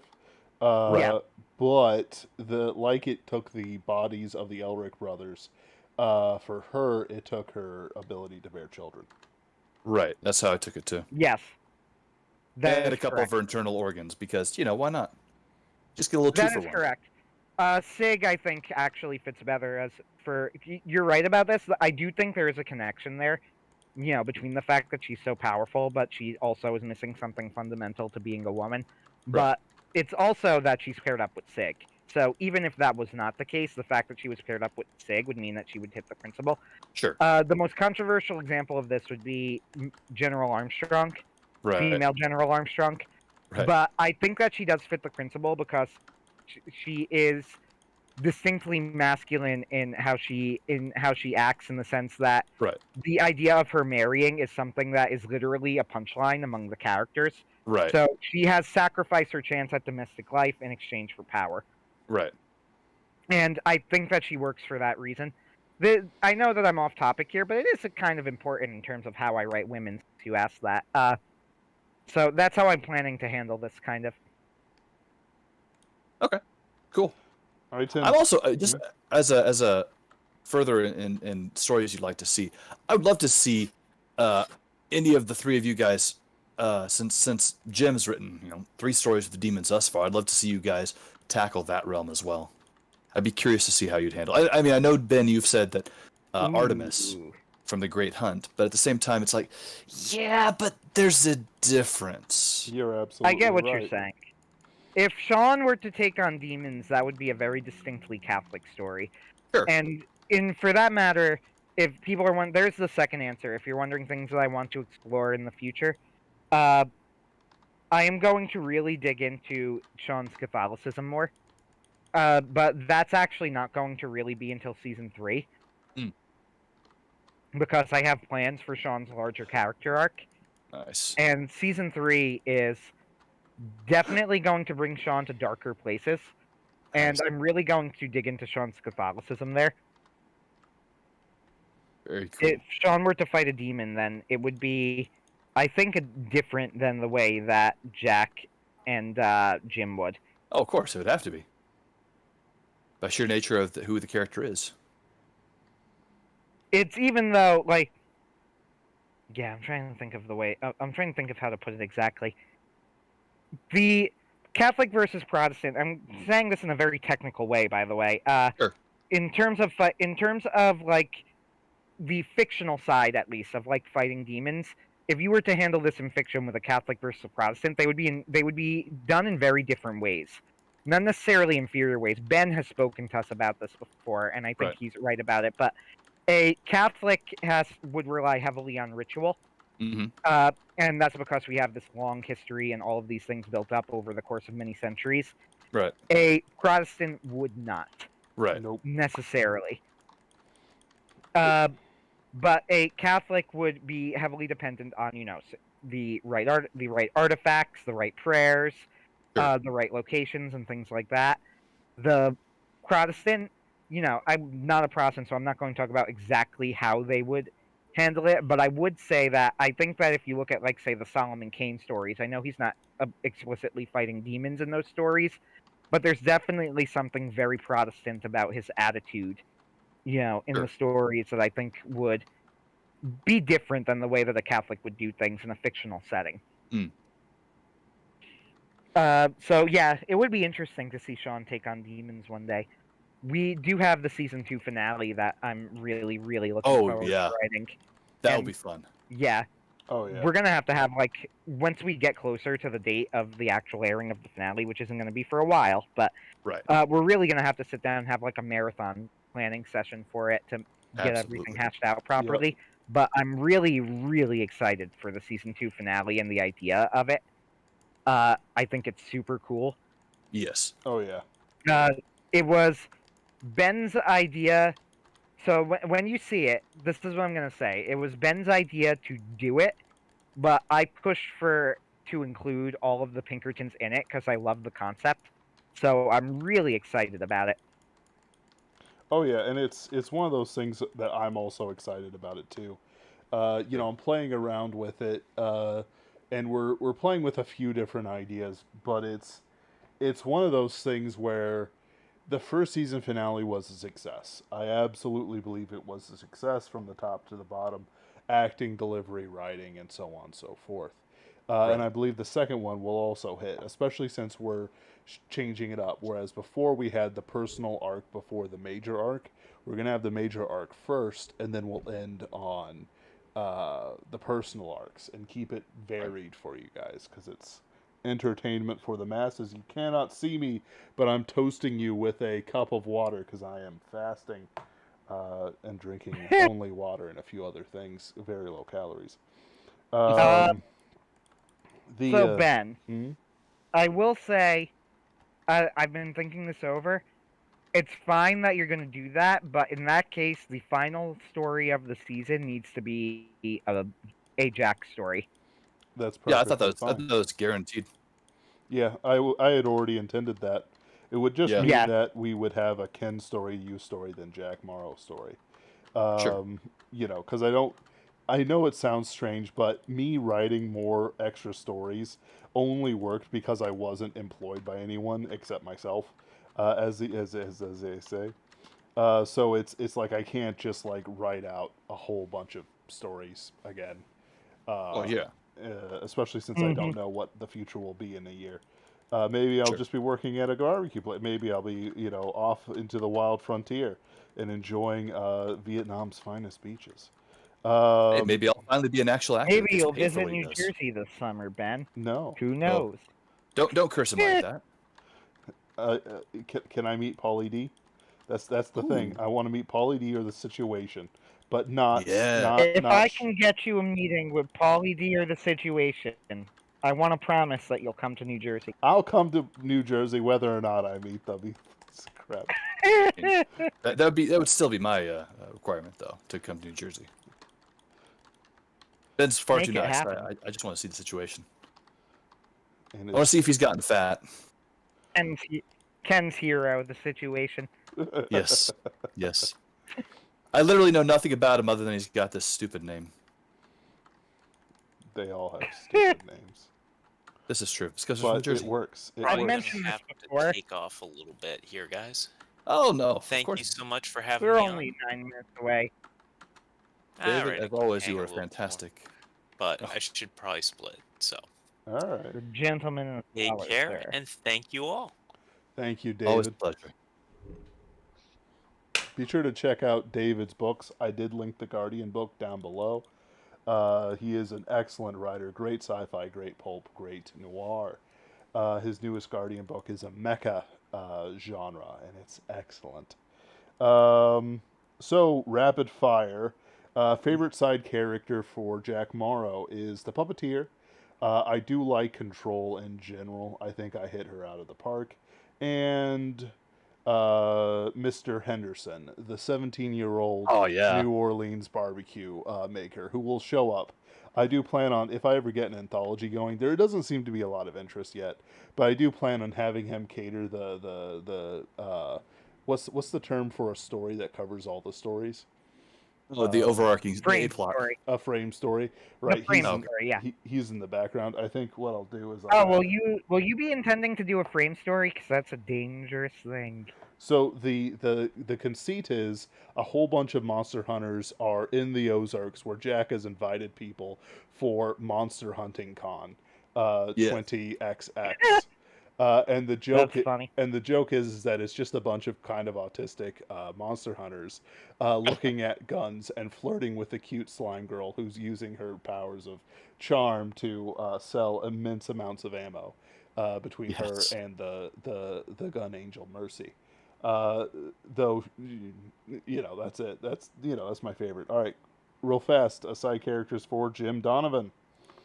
Ooh, I'm gonna go with Loki, who I'm currently writing, and I know it's a little bit of a cop out, but I've spent the last 2 weeks trying to get this character just right, and yeah, he's cruel and vicious and everything that I would want a recurring villain to be. As far as other smaller characters, I don't have a lot. I haven't made many side characters. I do enjoy Marie as a side character, who was Jim's former flame, who they just broke it off because, I mean, come on, their job sucks. But yeah, I don't really have many. I need to make some. Season 2, I'll make some side characters, guys. I promise. Who survived the episode? Yeah, that's the main point. How about you, Anthony? Sean? I would have said Old Tom, but I don't know if we can count him as a side character anymore. Yeah, He's not been in some anymore. Yeah. story. So, in that case, this is mentioned I was fond of Violet, though again, she's less of a side character and more major supporting as time goes on. Yeah, she's kind of a plot device at this point. She is at this point, but she's going to grow into her own character as time goes on. And well, I don't know if I would call her a plot device in Date Night. In fact, I would say that you could technically take her out of Date Night and the story would be mostly the same, but that's another story. Not the point. Point is, yes, you are correct that there isn't much to her now, but she's going to grow as stories go on and be more major supporting than side. For a real side character who I am very fond of, Blood Money. Blood Money is a character who I had conceived of for a very long time. Nick as well, who only shows up briefly, but I had those characters conceived for a very long time, and so it was really fun to actually see them come to life on, the page and in the audio files, and to see David write Blood Money was super, super cool. And to see him use Shipton was also really, really cool, since they were like in my head for a while, not doing anything. And I am very fond of Blood Money as a character too. I think he's an entertaining villain. He's definitely recurring, so we'll see what happens. In all the best ways. Let's see if there's any other questions. On the note of, the Catholic would chant Latin while Protestant wielded a sawed off. Yeah, and I know this sounds weird, but God does tailor the challenges we face to the person who's there. Like, somebody who doesn't have the faith to cast out a demon will rarely meet a demon. Or at least it won't be manifest and obvious. Or the potential, too, as well. Don't forget, there's potential, and then there's what you have at the time. I believe God has much higher potentials for us than we ourselves even believe, which is why I always strive for greatness and as much goodness as I can inside the things I write, just because it's it's a God-given gift, and the fact that I think you two are not just sticking with me, but that we're growing as people and characters and writers and artists, is itself sort of a God thing as well. Sure. I very much expect it to be that whole iron sharpens iron thing that Solomon was talking about. Absolutely. And male friendship is a precious thing. Absolutely. That's often ruined by the powers that be, because there's nothing worse than a band of brothers for the plans of the enemy. Truth. Going ahead with some of this stuff, talking about demons, I do have Jack interact with some demons in the first episode of the season, but it's half joke, because they're the bureaucrats who are handling the dead souls. So they're like, "Sir, please, you don't have a ticket to ride. You're not on a highway to hell or anything like that. It's like, sir, you need to go back. Hades isn't for you." And as he's trying to handle the dramatic reveals that I'll be revealing, and will mark his character throughout season 2. Admittedly, they're just references to the game Helltaker, which I greatly enjoy. But at the same time, it's the humor in a very serious situation, because it's hell and they ruin everything. Do look forward to the season 1 start for all of us. I've already read part of Sean's, and when Jim is done with Loki, I'm sure I will soon receive. It's so close to it, Ben. I'm so close. I'm so close. I can't wait. I can't wait to read it. We also have quite a few different guests. I'm hoping will continue on. Besides another David Hallquist Old Tom story, we do have. I need to read his story. We do have. Excuse me. Something from my friend Jason, who is a surprisingly good voice actor. He's incredible for his first time. He's just a great actor. He's sadly too short and not made of Scientology money. But I'm really hoping that we see him in some movies sometime. I have gotten his help. I'm going to be using him in the Little Mermaid parody I'm doing coming up. Amazing. I'm glad you guys are connecting up. Yes, I'm really excited about that. We also have 3 hopeful guests. If not, we can certainly use the stories for ourselves because they are pretty good stories. Hmm. Sight for Sore Eyes, Mountains of the Drowned, and Grindel's Game, which might be Right. the best of the 3. I love Grindel's Game. The other 2 are fine, but Grindel's Game I just love.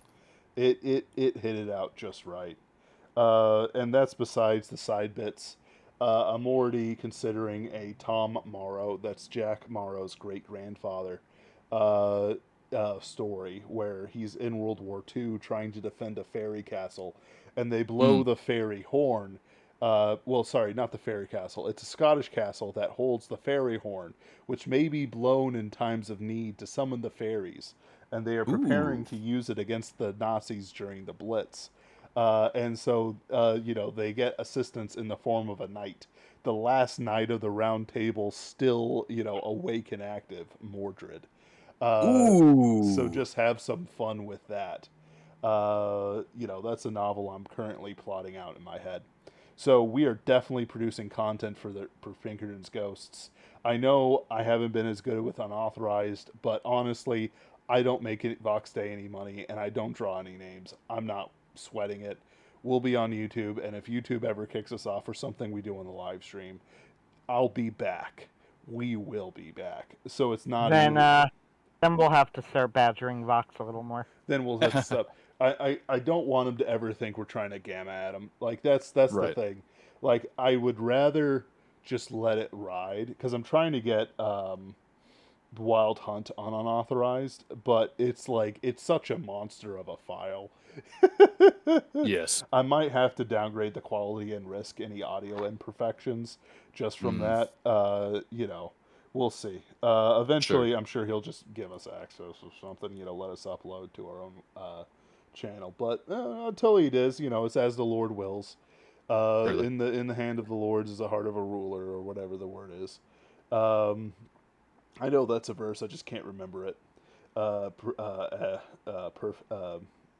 Perfectly. Well, Vox is also the Supreme Dark Lord too, so Oh yeah, Exactly. we serve at his pleasure. That's right. With yeah, and as things changed for us, because 2020 and 2021 have been just such strange years. I believe it's an attack of the enemy, because so much prosperity and joy has been robbed of the world, and the evil that has been seen of things has come out. I know that it's kind of a dead horse, or a soon-to-be dead horse, but I do want to talk about the baby boomers next episode. Not because of any particular hatred I have of the baby boomers, but to just sort of discuss, I want to put it down to make it clear to people what we're talking about. Not in a sort of like, oh, look at the evil baby boomers, but like, there's the rhetoric of it, there's the dialectic of it, and then there's just the feelings of it, because it's wounds of the heart more than wounds of the bank account. A poor man who loves his children is much more beloved than a rich man who hates them. So I just kind of want to talk about that because it's been on my heart for a bit, and I'll talk about it later. But I've even had conversations in the real life about people who's like, "Oh, my children are this. Why? Well, there's this, and you treated them as in like, oh, you kept me from my career. That's affecting people. That affects them. And there's just more to it. I won't go into it now, but let's see here. You guys have less than 5 minutes to ask us any more questions, which we will be happy to answer on the terms of our subscribe star. But we do it because we love our fans. Honestly, I would probably do this, probably not so frequently, whether or not we had subscribers, because it's an easy show. This is true. Uh, I don't want to imply we're lazy, but all it does artists, definitely help. all Yes. artists are lazy outside of their chosen art. That is a very valid point. And you know what? I'm going to use that every time my parents say, "Why don't you have a real job? Why don't you have a wife? Why haven't you give me grandkids?" Well, all artists are lazy outside their chosen profession, Mom. And no, my mom does not sound like a middle-aged Jewish woman. despite So- the weird accent I gave her. So just so Mega Buster Shepard knows, would we accept a Nazi story? So the idea for Pinkerton's Ghost isn't to use Nazis precisely, even though they're certainly fine to show up as flunkies. What we use is the Obscura Corps, which is part of the Thule Society, which is the military arm of the Thule Society. English.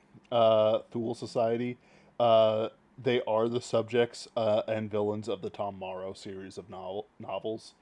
Their ultimate goal is to do something called the Last Solemnity, which sounds very dangerous in German, I guarantee you. Everything does. Oh, yes. It's actually one of my short stories. Let's see here. What did I call it? So I did a short story that shows up in Misha Burnett's Young Boy series, which it shows a young Jack Morrow stabbing elves with knives. Nice. As you do. We really need to find a new way to word that. As Misha Burnett's Young Boy series just doesn't sound right. It doesn't. I blame the pedophiles for that. Truth. Let's see here.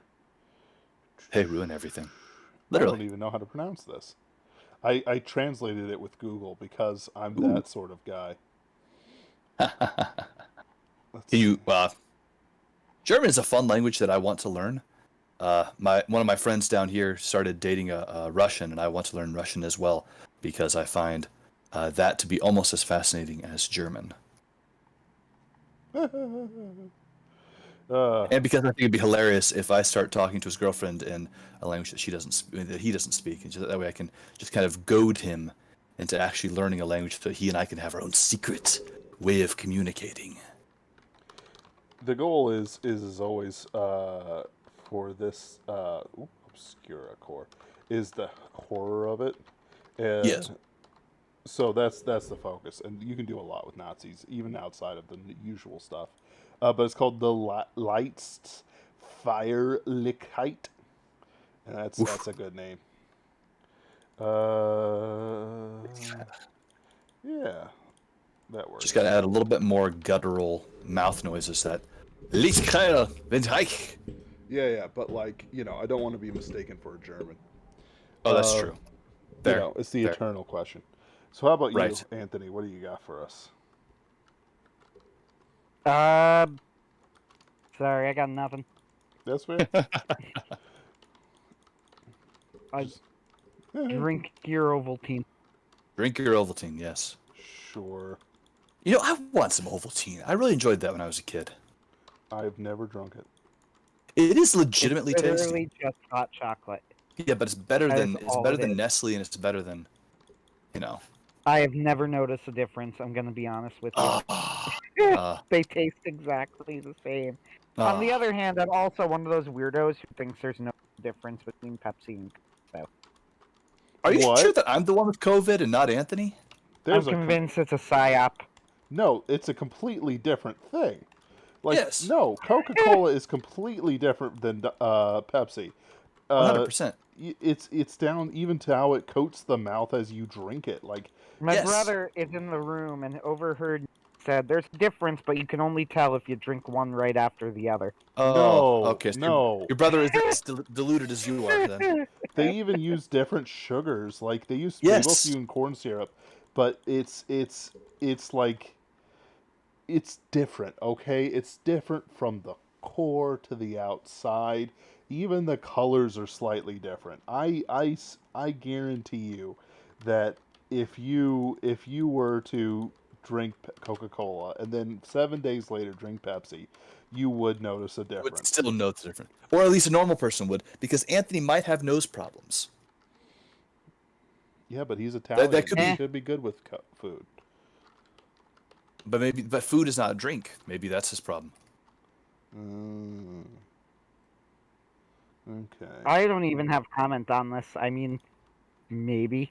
Anthony, you find yourself constantly congested from your nose. What I actually do need to do, and I probably will one day, is go to a speech therapist to get rid of my horrible lisp and stop sounding like a gay man. Well, You don't that have wasn't a really what I lisp was and you implying. don't sound like a gay man. For Pete's sake. Just ask Ken. Ken I knows. mean, I've had to listen to his voice a lot, Ben. Like a Don't lot. don't give fellow authors complexes about their voice. For Pete's sake, it's hard enough on me as it is. Let's see here. No, I've said this from the beginning. Apparently, I sound like a woman over the phone. See, No, and that wasn't me that said it, Ben. No, at Walmart, people will just go, "Thank you, ma'am," and I would just stand there for a moment and go, "You're welcome." Hang up. Just not even. This is a true story. I was working at customer service with a girl, and she heard, and I told her this, and she laughed hysterically and said, "But you don't sound like a woman." So a couple years later, I moved to the back of the store, and she's still at the front. Right. And she calls where I'm working.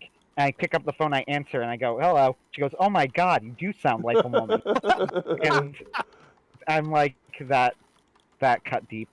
Oh man, that would hurt, That was dude. a deep I'm sorry. cut right there. But at least you weren't interested in her, right? Right? Oh no. Never mind. That's more depressing. He might have just disconnected. Don't worry about it. Okay. Who cares about the emotions of an Irish Italian? But yes. it's like who ever heard of a sad clown? A lot of people. It happens a lot of times. What's wrong with you people? Ever hear of Robin Williams? Oh, of course. Yeah, I mean he's your classic example. Yep. All right, I'm not giving him time to come back on. I am letting us go, guys. Thank you as always. If you want to see our episodes ahead of time, check out our Subscribe Star. We will be trying to get some more stuff on unauthorized, but who knows when that'll happen. It's not a promise. It's a promise that it'll happen, but we're not putting a time to it. And then I hope you all have a wonderful week. Tune in next time as we discuss baby boomers and all that jazz. And not in the usual way, because we can just say, oh, they're evil, but it's like, no, it's going to be a bit more. Have a good night, guys.